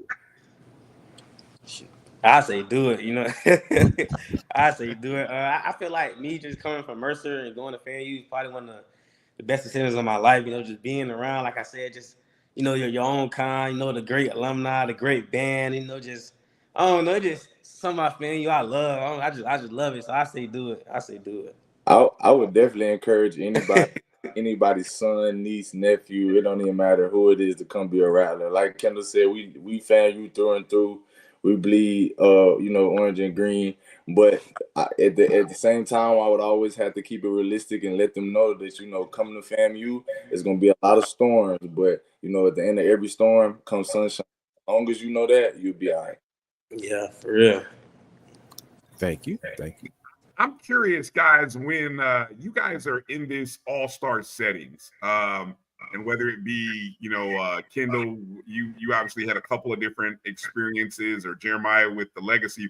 When you're interacting and talking to guys from other schools, and I know you guys are going to oftentimes, you're going to tell stories and talk about experiences. Are some of the things that you maybe thought about other programs, are they sort of validated as you talk to guys? You don't have to dish if but I'm just curious about maybe some of the things that you thought that you end up hearing about. You're like, oh yeah, okay, so I know why such and such happened. Well, if I could say anything, absolutely. Maybe it just doesn't come from having personal one-on-one conversations, but to attest to what you're saying, I always knew that FAMU was on a different level, mentality-wise, athlete-wise, from a sports standpoint, and I always knew that because just day one at the Legacy Bowl, you can tell who's from FAMU and who's not. The first day of practice, me and Kendall drawing at each other. D. Rich is loud. Jamari Gass is loud. Even Jalen Goss in the trenches is loud. But, not to no shade or knock on any other teams, but they just didn't have that same energy. They didn't have that same juice. They didn't have the same competitive fire as all the Rattlers did. So I kind of knew from day one that, these schools were exactly what I thought what it would have been as far as practice setting and mentality, and as far as how they go about their football daily life. I can't even hear it. We hear you. Hold on. I think he may have had we got you, Kendall? Hello? Test 1, 2. We got you. Y'all can hear me? Yep. We hear you. I can't hear y'all. I can't hear you. You can't hear us? I don't know what's going on. You may have to, let me see. Kendall, I don't know if you can't hear us yet. You may need to get better Wi-Fi. There you go. I don't know what happened. Yeah. Shots fired. But like JP was saying, like us Rattlers, we got like a different swag to ourselves. Like he was saying, like how we came into practice, just being loud, talking trash. Like we just like it's just normal to us. I say, you know, like all the other teams, they was kind of. I mean, they was all right, but it just ain't nobody like no FAMU right. Like I say, and I kind of say the same thing about the Hula Bowl. Like it was me and one other guy from HBCU, but like I feel like I came in with a chip on my shoulder because I got a lot to prove. You know, I'm coming up with guys like Elijah Baker and the quarterback from Mizzou, Brady Cook, and just, you know, them supposed to be big time guys, but I'm out there just playing my heart and just doing what I do, making plays, flying around, and I felt like I had a really great week at the Hula Bowl. Talked to a lot of great teams. A lot of teams told me to play nickel and move to safety and move to outside corner. So I feel like them just telling me to do that, they kind of got an eye on me because I've been making plays all week. So I feel like just coming in that Hula Bowl, you know, it was really good, I'll say. Good stuff. Good stuff. Let me ask. I want to, you know, Marcus and Kelvin jump in there. So anytime you want to jump, but I had a question about your time playing in the SWAC. I mean, obviously, you guys, you know, 3-4 years of playing in the SWAC over the past few years. So let's kind of go through maybe just a couple of quick fire questions. Who's the school that you least enjoyed playing? For whatever reason, you least enjoyed playing. I already know what you're going to say, JP. I think I already know. Yeah, go ahead and say it then. You can speak for me, bro. Go ahead. Mississippi Valley.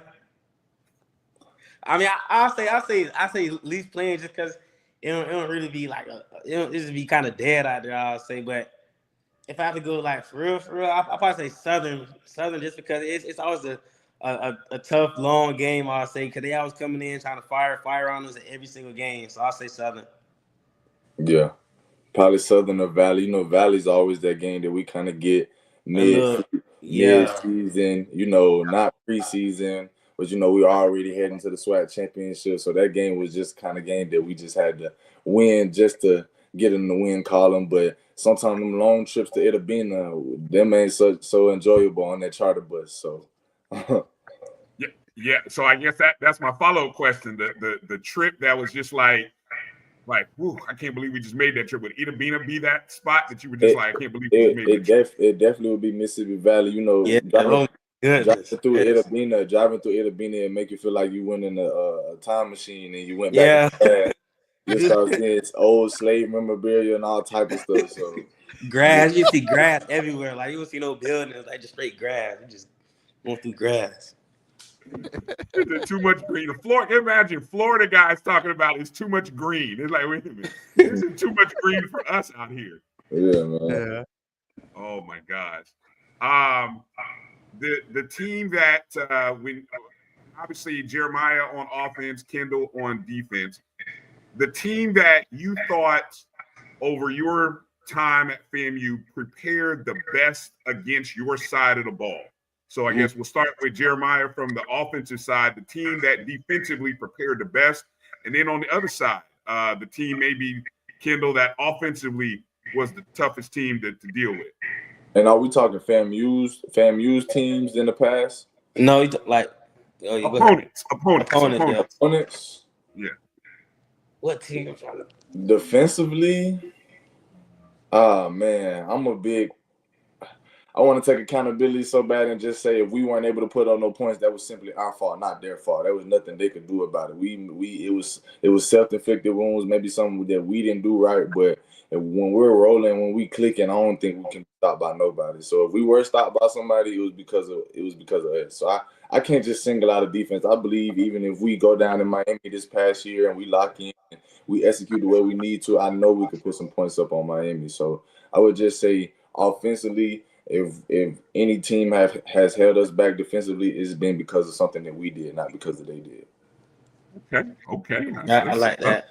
I mean, yeah, I want to just, because our defense has been good this past couple of years, but if I had to pick out like a team, like a great group of receivers throughout my time at FAMU, I probably have to say Alabama A&M, just because like every year they always got one or two guys that's real shifty and real sticky. So I'll probably say A&M. Nice. You guys got anything, Kelvin, Marcus? I have one. I want to related to kind of what Bryan was talking about.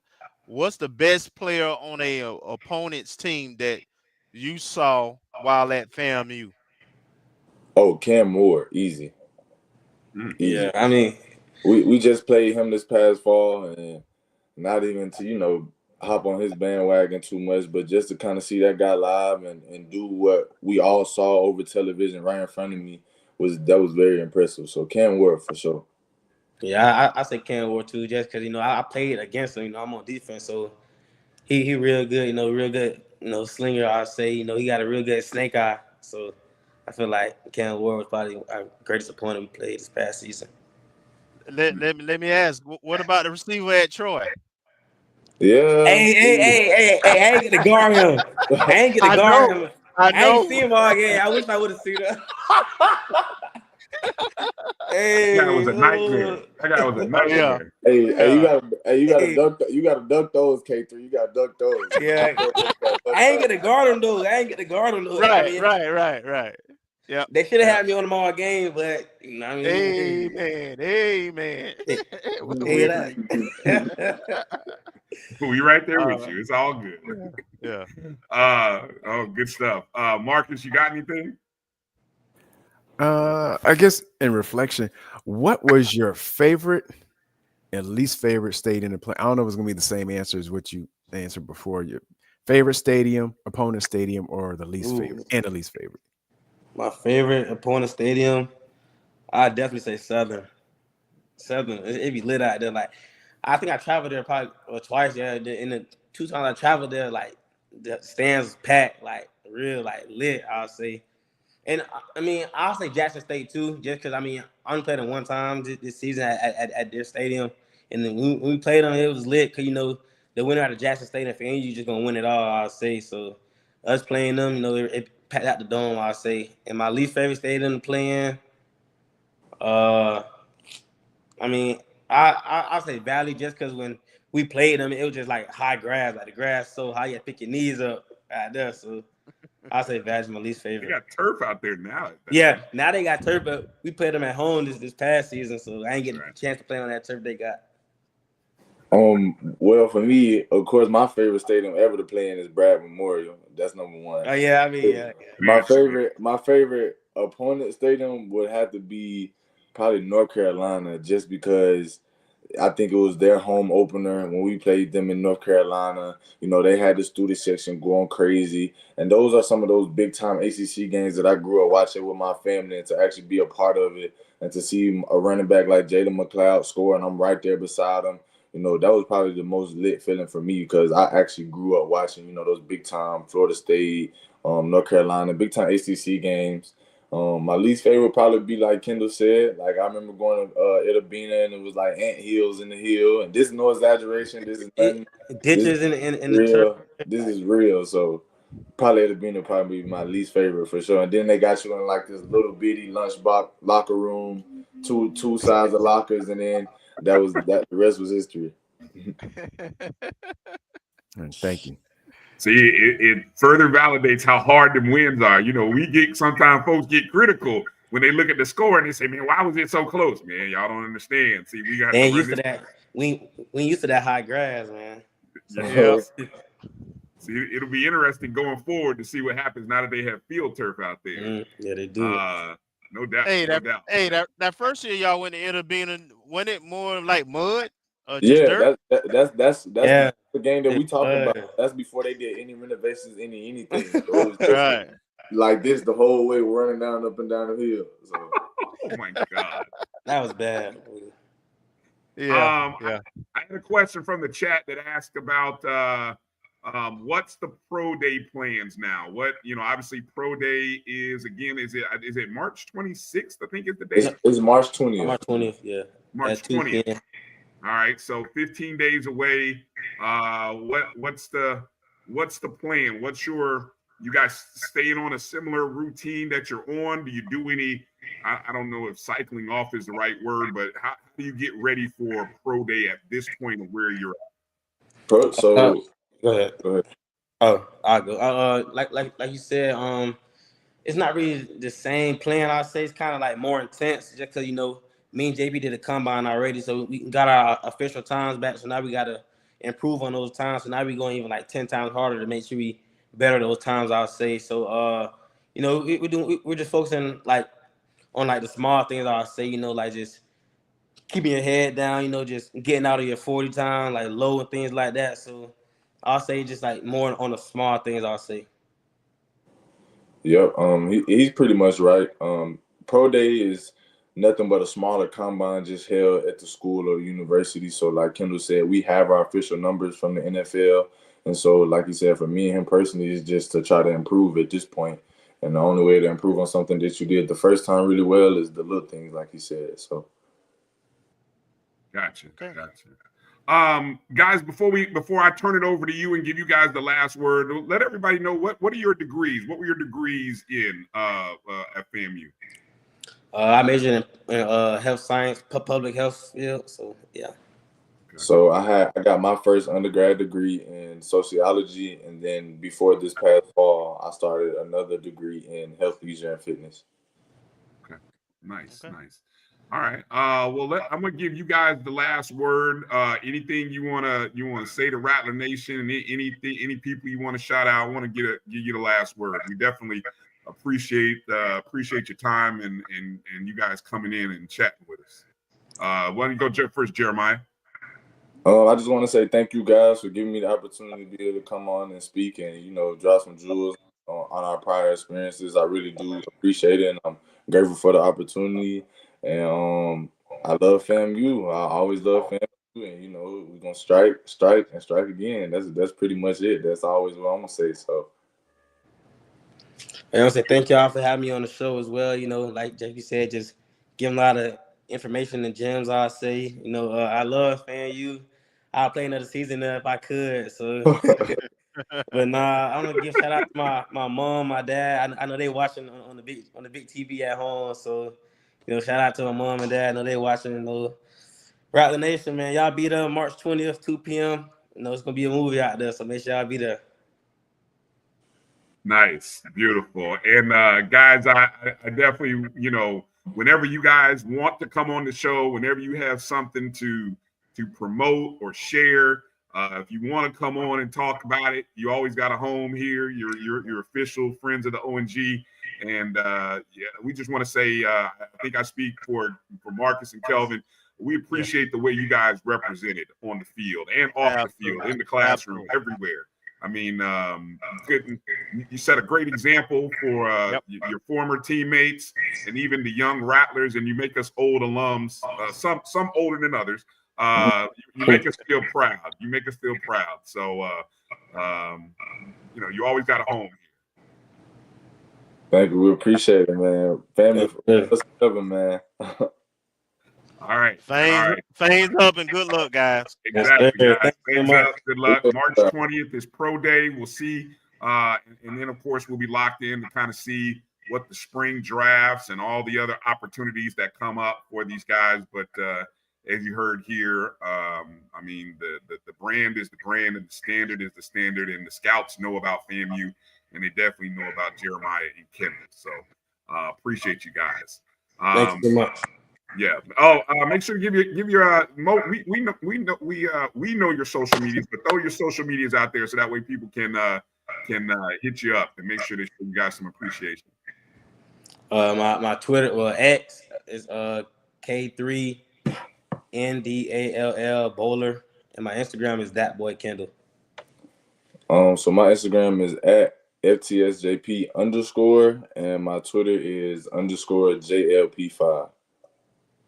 All right. Good stuff. Appreciate definitely Rattler Nation, the alums and the fans in there showing you guys love. Thank y'all in the comments. I see them. Yeah, you guys make sure to hit these guys up on socials, wherever you follow.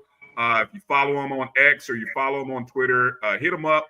Let them know you're praying for them. Let them know that you're wishing them well. And most importantly, thank them for coming on the show, because this is we do this for you guys who are watching and helping to promote these guys, and hopefully we can add them on to the rosters of future NFL Rattlers pro football players as well. So all right, Coming up after the break, we'll come back and we'll finish up hitting on a few other notes in the FAMU athletics, basketball, tennis, softball, baseball, et cetera, right here on the Black College Sports Network. You're watching the O&G Strike Zone. We'll be back in just a moment.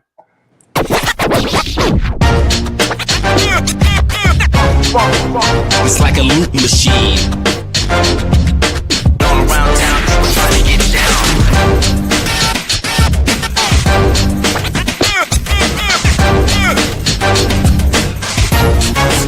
It's like a loop machine.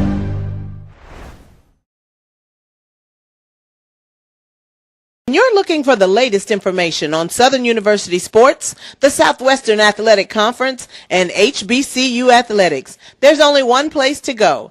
Tune in to the Carlos Brown Show, exclusively on the Black College Sports Network. It's never too early to plant the seed, to share the tradition, and instill a sense of pride in your HBCU with your little ones. HBCU Pride and Joy Children's Boutique helps you share your school spirit with a wide selection of adorable kids apparel and accessories officially licensed from your favorite HBCU. Visit hbcupridejoy.com and follow us on all social media at HBCU Pride Joy on Facebook and Twitter. Hey y'all, it's your girl Sonia from She Say Sports. Make sure to check us out every Friday morning at 9 a.m. on Black College Sports Network, YouTube, and Linktree. And please don't forget to subscribe to our YouTube page.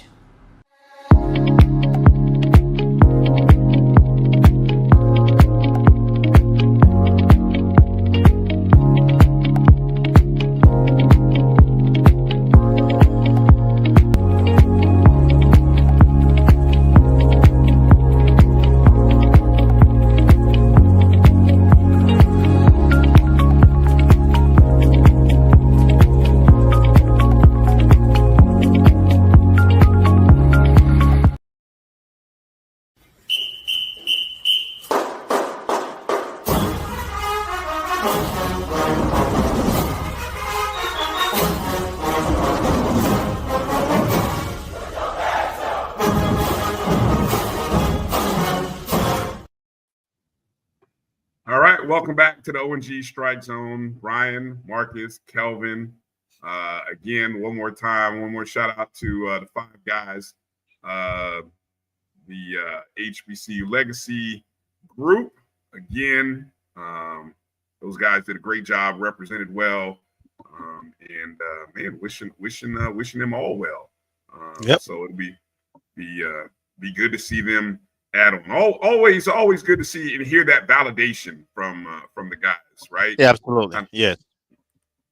Yeah. I want to take a second before we keep moving. I think one of the, I don't know how publicized this was, but on Tuesday, the city of Tallahassee held a street naming ceremony at the Alfred Lawson Multipurpose Center. The ceremony was there to honor former FAMU football coach Rudy Hubbard, the late Dr. Carolyn, is it Riles? Yes. Okay. And the late E. Lillian Spencer, with street signage for their legendary accomplishments. Of course, many of you, I'm probably more familiar with Coach Hubbard, obviously, as most of us are, having a street named Rudy Hubbard Way. But if you can you enlighten those who may not know a little bit on Dr. Riles and E. Lillian Spencer, maybe a little bit about their contributions, Kelvin? I'm less familiar with Spencer, but Dr. Riles taught me typing 1 and 2 at the high. I don't know how long she worked there. She was there when I got there, and she was there after I left. And she was there with my sister, as well as my daughters were there in elementary. So she's been around. She's been at FAMU forever, mostly at FAMU High, and then I know she opened the copy center, and I think the original location, if I remember correctly, was on around the corner from in a little plaza, and then she brought the current location, which is right across the street from the Lawson Center. And she had been there for a while, but Miss Rouse, she was Miss Darnell when she taught me. And back then, this was before word processor, so I remember my so typing class. That's so what's crazy about you talking about that. Wow. I learned how to type on the actual typewriter where you had to Yeah. hit the return and you had to use see, you know, How many words a anybody. minute? What was your max? What was your max words per minute? I was actually really good. I actually got Okay. good. I mean, I'm still pretty good In the typist, but 50s, something like that. yeah, you know, it was almost 60. It was like 57, Ooh. 58. Oh, wow. Yeah, Wow. yeah, Okay. yeah. I was good. That's what's up. So and she's just the sweetest person, man. She just she wasn't gonna let you get away with anything. She knew everything that was going on, but she was one of those. She was a positive reinforcer. Some people are enforcers and just boom, boom, boom. But you know, she had a way. She was like the sweet grandma. She just had a way of saying things, and you made sure that you didn't want to disappoint her. And she knew everybody. Everybody knew her, man. She's such institution, and then the services she provided with her copy center for both campus faculty and staff, as well as students, man, was invaluable, and it gave us an option outside of the corporate stores, around town, Tallahassee being a college town, to have a black owned business uh with FAMUans owning and operating it, and being able to support that, have that option. It was just huge, man. Like I say, um, I imagine she worked on campus. I know probably 40 plus years, if not longer. So yeah, very fond memories, and she was mine just sharp as a tack as she got older and so forth, and she was almost the same, and she was really she really looked the same from 40 to 80. She aged well because she lived well, and so well deserving as far as I'm concerned. Well said. Well said. Well, definitely shout out to Mayor John Daly, the City of Tallahassee commissioners, President Beard, AD Suggs, a few of the dignitaries and folks who were at this ceremony. It really is cool. I think that something that I don't think when we were on campus, I would say there's more of the history now, maybe attached to some of these street names than previous. Some of the legends of the of Florida A&M are, you'll talk about going down certain streets that are named after legends. I think that's how it should be around Absolutely. a college environment. Just to continue to further promote that history, that great, beautiful history that we have at FAMU. So it's good to see that happen. All right. Well, I do want to also give a shout out to, and I'm trying to see if I can find the story in here. Our women's tennis team. Did you have the story in there? No, just the score of that one. Just the score. match. Yeah. So the women played. I want to make sure I've got the right date here. They played Southern Miss on Monday. And as you know, it's always a challenge whenever you're playing the non-HBCU or the non-SWAC tennis programs. And I think we always have talked about when our tennis program is at that point of where we're challenging to 7 or winning against the non-HBCUs, then it'll feel like, man, we're turning that corner. Well, we might have started turning that corner right at the perfect time, right before SWAC tournament season starts. The ladies got a 4-3 victory over Southern Miss on Monday at the Althea Gibson Tennis Complex.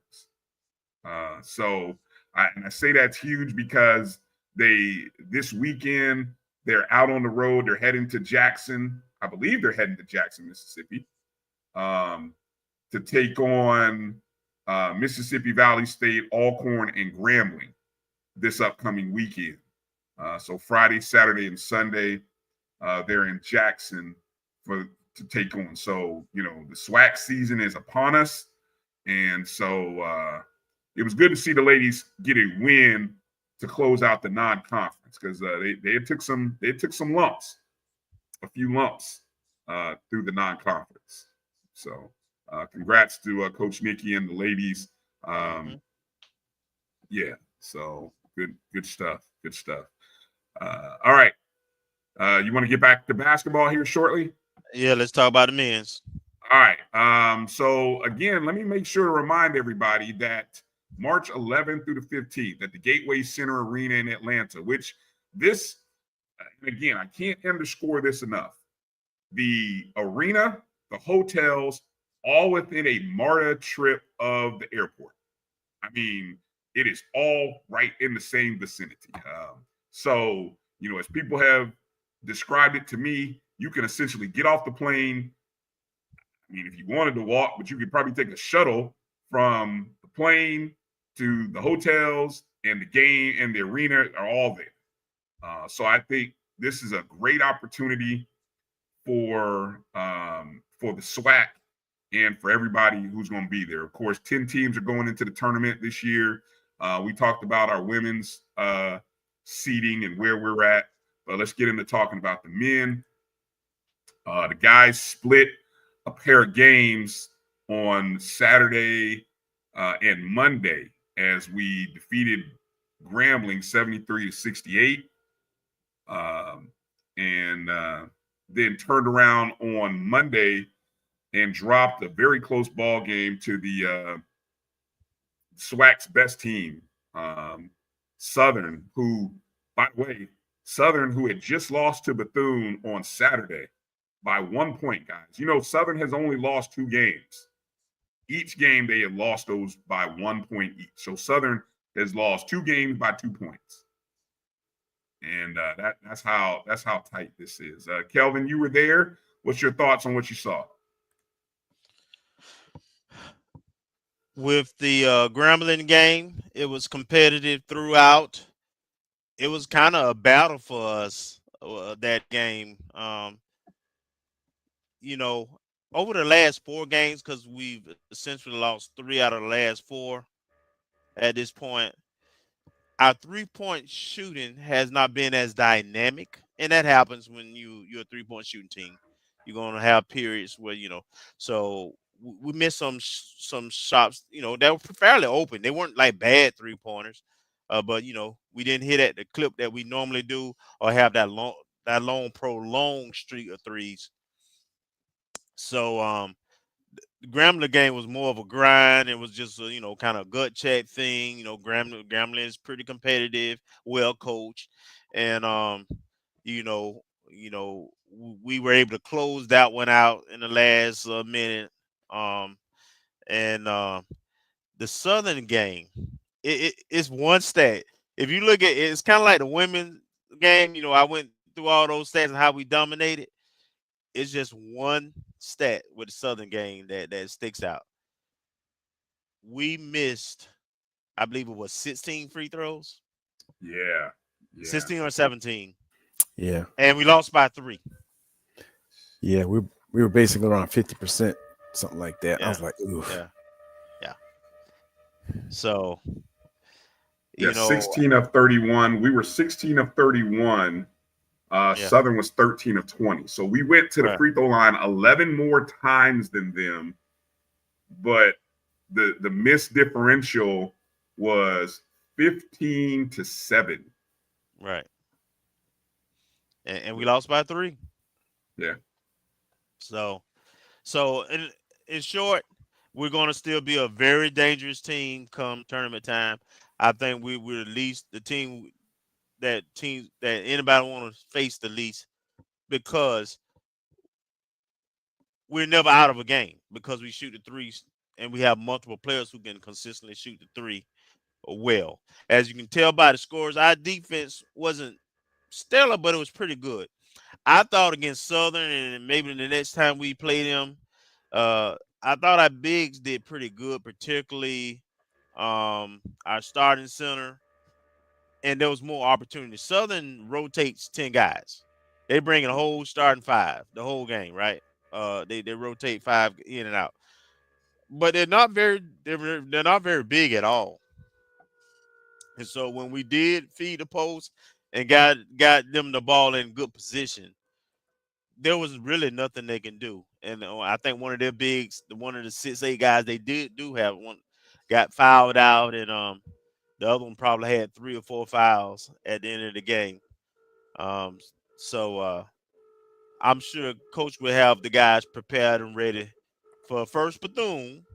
We need to win that and go into the tournament with the highest seed possible. But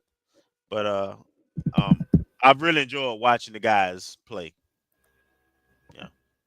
Yeah. Let's take a look at the standings here. All right. So understanding the format of what's left. Tomorrow, you'll have a series of games being played tomorrow. Southern has 2 games remaining. Jackson State has 2 games remaining.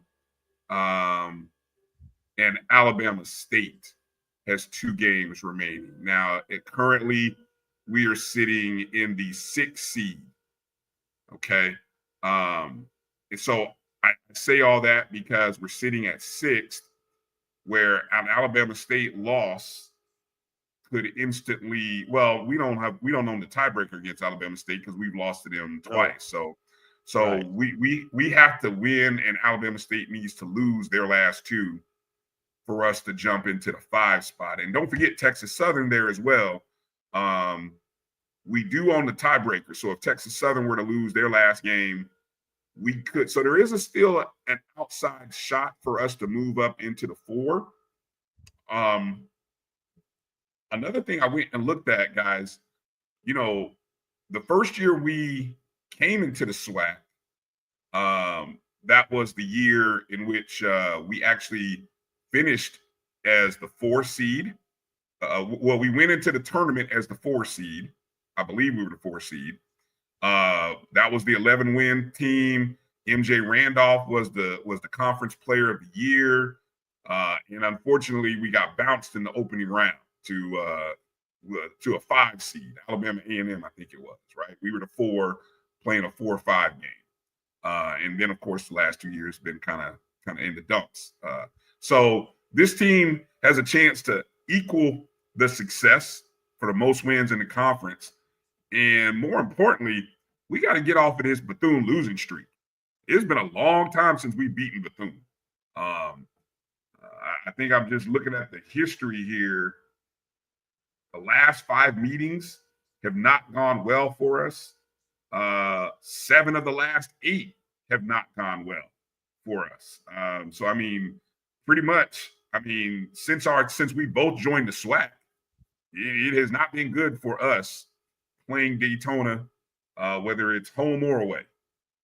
So this is a great opportunity this weekend. And look, if we got a chance to knock Bethune down a peg, I think the worst Bethune could finish is 4th. 5? 5. Yeah. So, but that would start with us beating them. Yeah. So yeah, that's what's at stake for us right now. You guys got any other thoughts or comments you want to add on the standings or just this matchup coming up against Bethune? Well, it'll be a good statement game to see where we are, and also just to get back, have some momentum going into the tournament and beat our rival. We had, the last couple of weeks, and I don't recall all the games. I know Alabama A&M was kind of a surprise out there. But you look at the 2 losses to Alabama State, how close we were with Southern, some of the single-digit losses that were down to the wire. It could be very easily, what would it be, 13-3? Mm-hmm. Yeah. Or 13-4, I'm sorry. 13-4 with only loss, 3 of those losses being early in the season to teams that are ahead of us in the conference. And then the upset loss to I guess I would call it an upset loss. Alabama A&M. Since we beat them earlier, I thought, I don't know if we were too confident going and playing them at their place, but that game still is a head scratcher, Marcus. Even in the markets where I like to dabble, I still can't understand how we lost to Alabama A&M. That game just is mind blowing how we lost that game. Yeah, it's like 2 1-point losses with last second shots, either not taking a shot or giving up a last minute basket to Alabama State, and a 3-point loss to Southern is the difference between 13-4 and 10-6. I'm sorry, 13-4 and 10-7. Yep. And that's a remarkable turnaround in year one. So we have a chance to show and prove against BCU, and more importantly in the tournament, not only to cap this season off right, but to build for next year. Yep.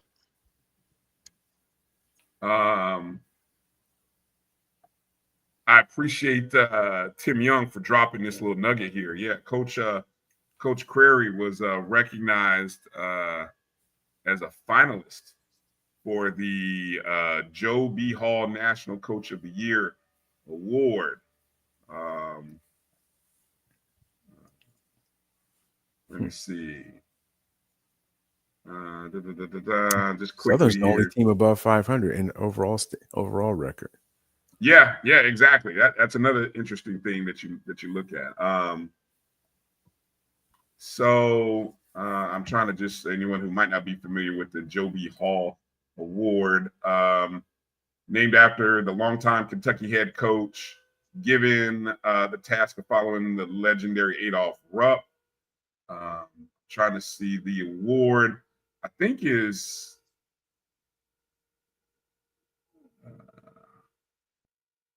I know there's several different coaching awards, so I was trying to see whether this award, hold on, here it is real quick about the award. Okay, here it is. The Joe B. Hall Award is presented annually to the top first-time head coach in Division I college basketball, for those who may not know. So again, this is Coach's first year. And so I think as I look on this list, I think you have one other HBCU coach, and that's Ivan Thomas down at Hampton. So yeah, congratulations to Coach Crary for being on that finalist list. Yeah, so good stuff. The dates now. You had an article here. The games, all of the games for the SWAC basketball tournament are going to be on ESPN Plus, except, gentlemen, except the men's championship game. Did you peep the start time for the championship game, Kelvin? I did not pay attention to it. It is scheduled for 9:30 p.m. Eastern time on really? ESPN. Yes. So the format for the SWAC tournament, which again, they're pretty much running 4 games a day until championship Saturday. So on day 1 of the tournament on the 11th, that's essentially where you have the 7 versus the 10, the 8 versus the 9. And what the SWAC will like to do is they'll go women's game, men's game, women's game, men's game. So that format will run for the 11th, 12th, 13th, and pretty much the first, what is that? How many days is that? Jesus. Do the math here, Brian. 1, 2, 3, 4. The first 4 days, that's how that tournament goes. That's how that scheduling will go. Okay. So on day 2, which is Wednesday, that's your traditional quarterfinals. But it's only half of the quarterfinal bracket. So the number 1 seeds will play on the Wednesday. I think even the 2 seeds play on Wednesday. Then on Thursday, you have the other teams, right? And then the semifinals will be on Friday. And then, of course, the championship. So all the games will be on ESPN Plus. Where's that on the site?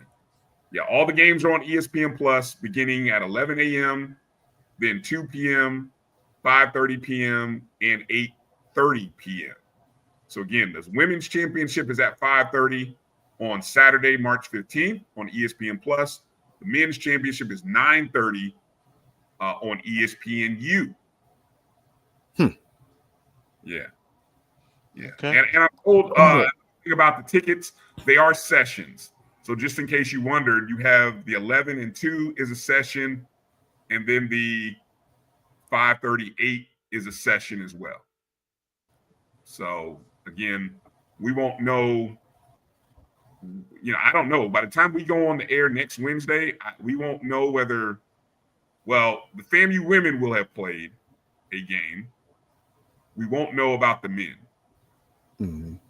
So, is there another conference? I'm assuming there are other mid-major conferences having their tournaments that same weekend, because that late time for the men's sounds like it's a TV. It is manipulation. Yeah, it's a TV. It's all because of TV. A TV manipulation completely. I don't know. There's you got tournaments that are starting this week. There are tournaments that are running. Most tournaments run the same week ours run though. It's only I want to say it's about. I want to say out of the automatic qualifiers, I want to say it's about eight that start before the week that the rest of us want to start, but everybody else starts the same week we do. And traditionally, that game has been midday. The fact that it's close to a prime time spot is actually significant in my opinion. I wonder, is it because the perception of the fact that we've beaten some Pac-12 schools, and then Norfolk State is doing well in the MEAC side, the perception of the HBCU basketball programs is slightly elevated, because that is a pretty good time slot. You think that's a good time slot, the 9:30 time slot on Saturday night? With all the other tournaments going, absolutely. Mm-hmm. Yeah. All right. I mean, look, ain't nobody home at 2:00 when they used to. Ain't nobody watching basketball at 2:00. Well, it's funny it's funny you mention that, because the MEAC's championship is Saturday afternoon, like at either 1 or 2:00 in the afternoon for the men, and then the women play the later game at like 5:30 on Saturday. So I think you're on to something. You got to remember McClellan was on the committee, so the NCAA basketball committee, vice chair or president or whatever. So right. Marcus say you getting long. All right, let's try to wrap it up quickly here. Softball and baseball. Just a quick nugget here to let people know. Softball again had a tough weekend after a good win to open up the Florida tournament with an 8-7 win against Western Michigan. The Rattlers, 7-run. What was that? A 7-run, 6th or 7th inning? Yeah, The sixth inning, and then the bottom of the seventh. Yeah, that and was then a great bottom of the comeback. seventh. Let me see. Who is it? Amari Brown with a RBI sacrifice to right that scored the winning run in the bottom of the seventh inning. The FAMU won 8-7. Now the rest of the games did not go as well as they lost a pair. They lost the game to Troy, then they lost a pair to Samford, and then they lost to Florida. But I did hear AD Suggs talk about the fact that the games were competitive, though. I think she was in Gainesville, and she spoke to the competitiveness of the team, even though, you might look at the score and think, we didn't play very well. But no, she knows her softball, right? She's a softball mom. She said that we were battling in many of the at-bats. And so she was very she had a lot of praise for the team. I let this week sneak up on me, and I thought I was thinking it was next week, and I was going to try to get Coach P. But it's going to be very fun and interesting this weekend with Coach Patterson coming in with her Alabama State team, who has a couple of good out of conference wins. As a matter of fact, her first out of conference, first game won at Alabama State was against UConn, University of Connecticut, where they put up 10 runs, and I think they won it like 10-8. So looking forward to see Coach P. I got to make it out to the park and see her and wish her well in her 3 losses. Yeah. Right now, Alabama State, it's a bit tough for them. They're 2-19 so far on the season. We come into the contest. I think right now, I don't know what our record is in total. I don't think it's accurate what I'm looking at on the SWAC site. But anyway, so again, the game is Friday, Saturday, and Friday, 6 o'clock at Veronica Wiggins Field, and then a doubleheader on Saturday. I think what'll probably be the weirdest thing for Coach P is being over on the other dugout. I mean, all the years and time that she has spent in the home dugout, that this will be the first time that she's probably coaching over on the first baseline. I know that's going to be a weird feeling for her. But hopefully the ladies start the season off with a win. So shout out to them. And of course, baseball is at home too. Baseball is at home this weekend. Now they ended up playing Ball State essentially in a doubleheader on Tuesday. It was supposed to be a Tuesday-Wednesday, but it turned into a Tuesday doubleheader. First game we dropped 7-3. Second game we dropped 20-2. So now we play University of West Georgia this weekend. We play a doubleheader on Friday, 2 o'clock and 5 p.m.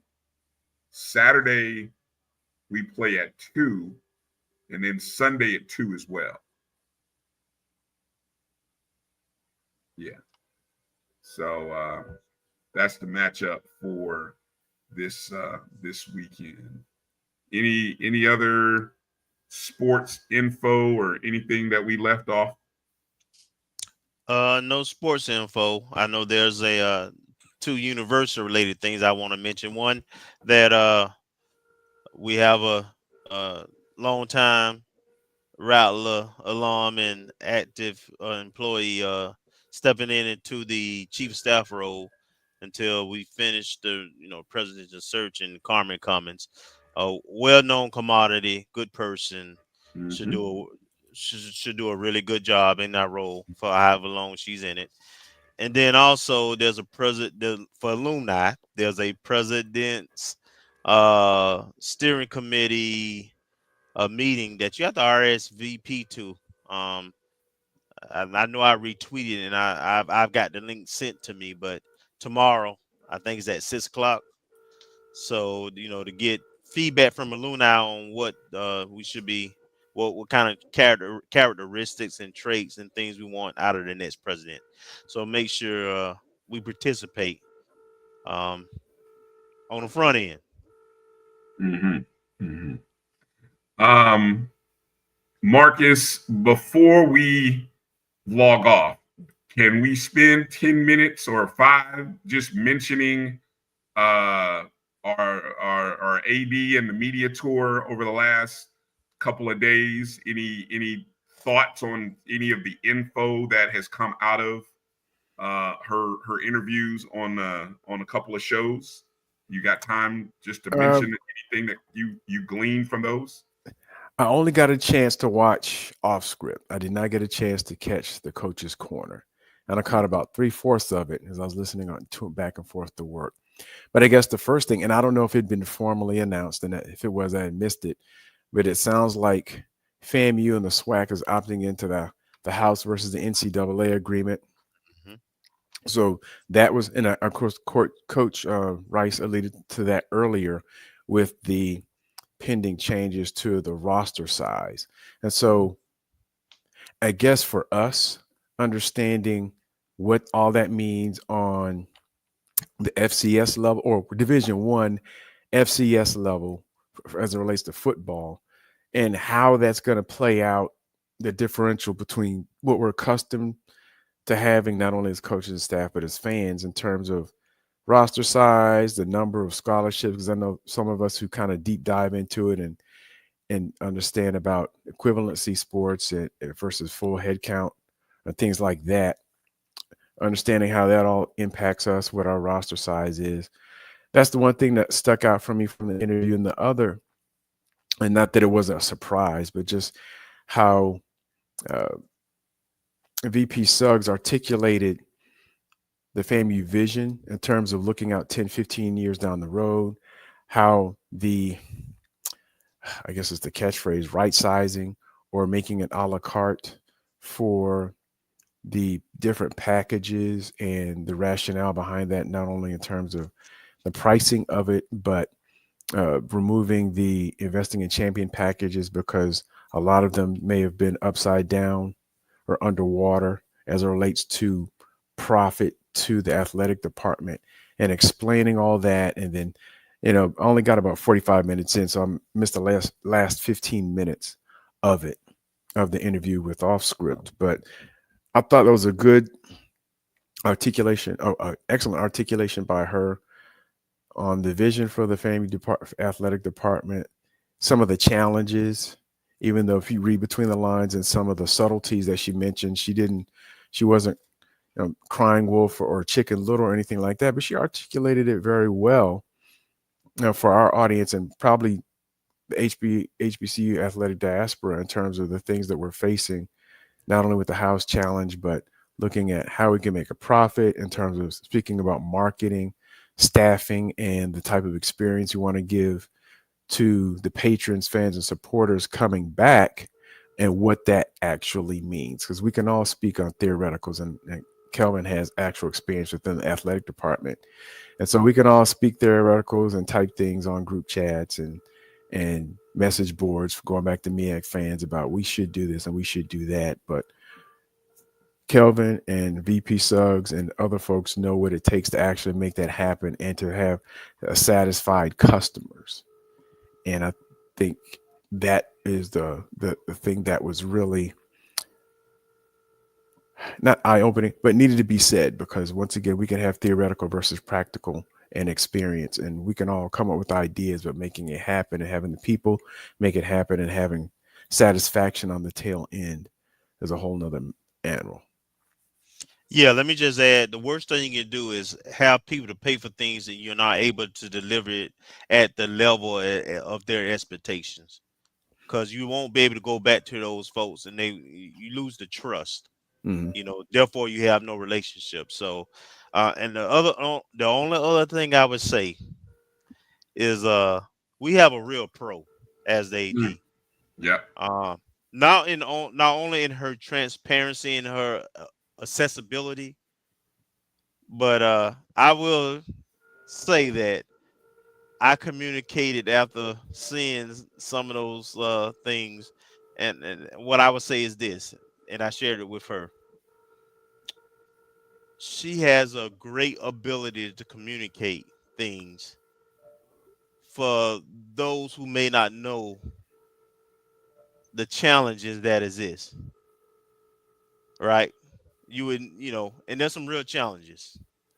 But she's like Marcus say, she's not focusing or talking about those things. She's explaining decisions that are made, and whether you like it or not, you can at least have an understanding of why those decisions was made, and it's not based off somebody feeling or emotions, right? She laying concrete things as to why works and and she talk about data. Everything is data driven. I Yeah. love it. Yeah. Yeah. That's where I was going to go. That key word is being able to finally be able to say we need to get the numbers to be able to know what we have, what we can do, what we need to improve on. Because you would think that we'd have the data, but no, we don't. So now that you're actually putting mechanisms in place to be able to track things, you can look. And this is like a 3-year project. This is at least minimum 3 years, right? Because the data that she's collecting for the 25-26 year will really come into play in 26, 27, or even 27, 28. So I think that's what's valuable, and it's just refreshing, man. It really is we talked about that offline. It's a big difference when you have someone who can navigate the various spaces and the various shows. I mean, she's on various national platforms, and really the messaging doesn't change. And even though the questions are sometimes different, she really is on point with the messaging that she's trying to get across. And so, I think I'm also encouraged, hopefully, that she continues to emphasize the point that the university is a part of this. And so if anybody ever thought, which I think many of us did, that the university was disconnected from athletics, she is making it very well known that, and it almost gives you the impression and the think that, yes, when she's in these meetings, she's letting other university leaders know that you guys are a part of this as well. This isn't athletics standing on a hill by itself, swinging a flag. No, the athletics is just an arm and a function of the university. And so we need all the key stakeholders within the university to be on board with this, so you can't come down and hang out and drink the liquor and not want to be a part of be a part of the work that goes into putting the glasses on the tables and pouring the drinks. To use that. No, one thing I would like to have asked, and I don't know if Scotty asked, or even if on the coach's corner the question was asked. VP Suggs did mention when Scotty asked about sponsorships, she said everything's available and they're looking for multi-year, not just single-year sponsorships. One question I would ask in this current climate in the U.S. and some of the retraction of DEI initiatives, does she expect any of that to impact the ability or willingness of some corporations to sponsor? Now, I don't know if that question was asked because I didn't see all of the off-script interview and I didn't see any of the interview on the coach's corner. But I'm just curious, and I don't know if she would even answer that. She probably would answer the question, but I don't know to what degree it would put any kind of relationships in peril if she answered 100% honestly. But I'm just curious to see, because we're already seeing some of the boycotts nationally, regionally against certain corporations who've rescinded their DEI programs. And does that opportunity? Does that thought process? Yeah. There's a lot of opportunity. Mm-hmm. But then it opens the door for other companies who haven't done so to be even more prominent and staunch supporters. A different way for corporations or organizations to spend their money. Maybe. That's true. That's true. But that was the one question that popped up when I was listening to the interview when she mentioned that specific segment. And I'm glad she shouted out Miss Thompson around licensing and everything. But I still think we need to get Miss Thompson more help if she's doing it by herself. There's a lot of departments that need help, which that's another conversation, a bigger conversation that has to happen. And I'm sure, Kelvin, you know more about how those staffing questions arise and what it takes to add staff to departments. That's another topic, another day. All right. Yeah. Hold on, real quick. And while last comment about while we talking about staffing, we lost one new staffer who was coming on board. I did not know this. You mentioned this. Yeah. I did not know this. So go ahead. Yeah. Well, I forget. I'm sorry, I don't have it in front of me, but the gentleman was coming from Morgan State. He was going to be like a deputy, and I think he was going to deal with marketing and fundraising. And not sure what happened, but he passed before he was approved. He was announced, but before he was able to start, something happened and he passed. So she's got that position, as well as she's still working on the SID position to get through the process and announced. And Coach Cozy had a announcement of someone we did know was returning, and that's Nickelback coach Terry Jefferson, who was at the University of Miami for the last few years on that staff as a GA, I think. But of course, he played here, was one of our better players, and he's back on the staff as a Nickelback coach. So the question is, who's the DC? It looked like we got special teams and we got position coaches. Marcus, I believe the only coaching position that we still in the air is linebacker, right? Mm-hmm. And I'm guessing it might be another combo DC linebackers coach.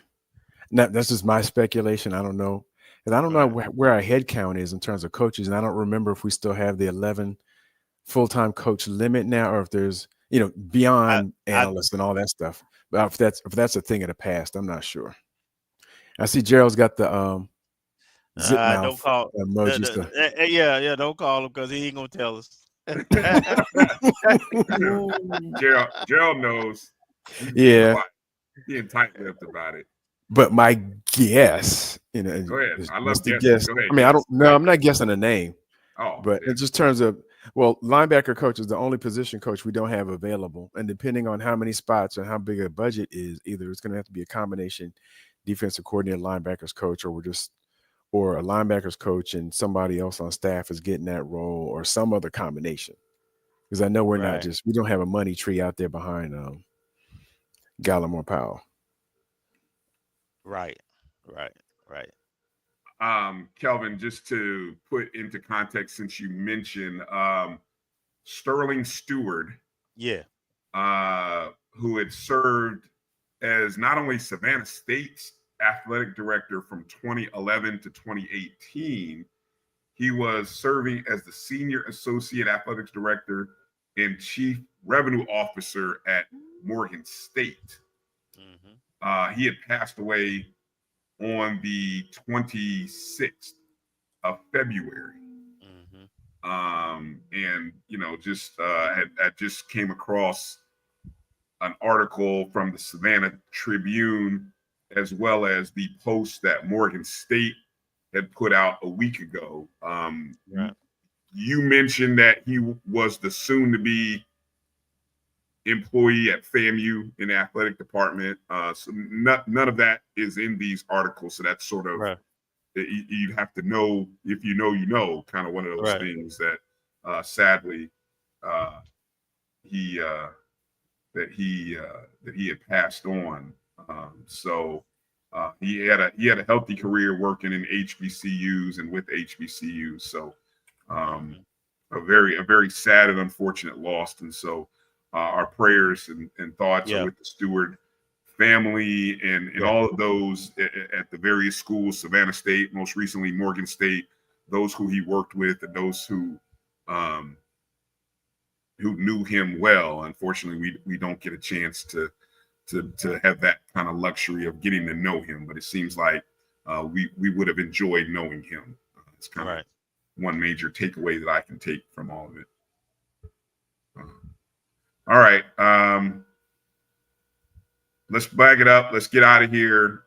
Just a reminder, be on the lookout. Might have a special announcement regarding the weekend. Of course, the weekend, for those who want to travel, will be in Daytona Beach. The doubleheader against Bethune begins with the women's game at 3 o'clock. The men's game is at 5:30.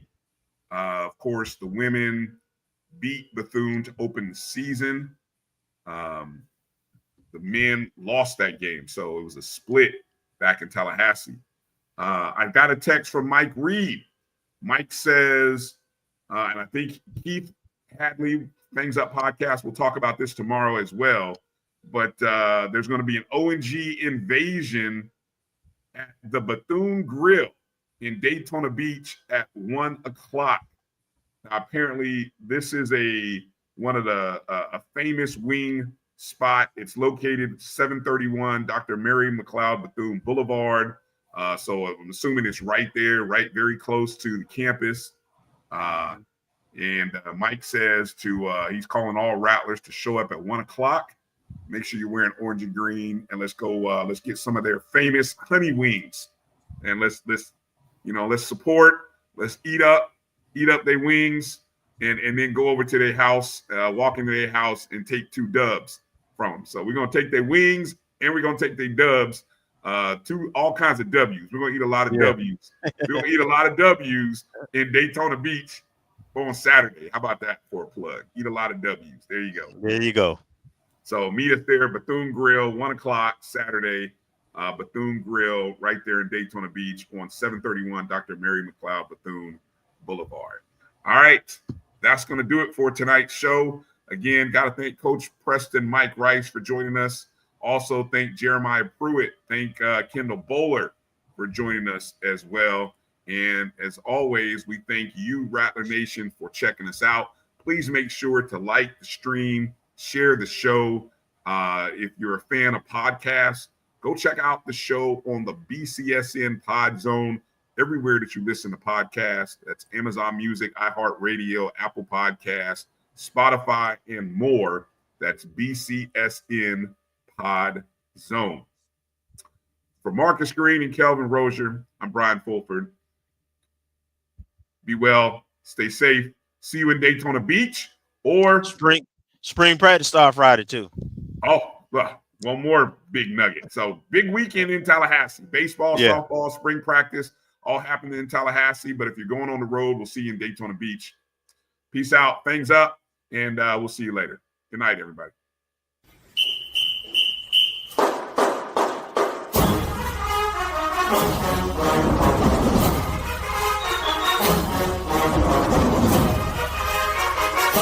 Thank you.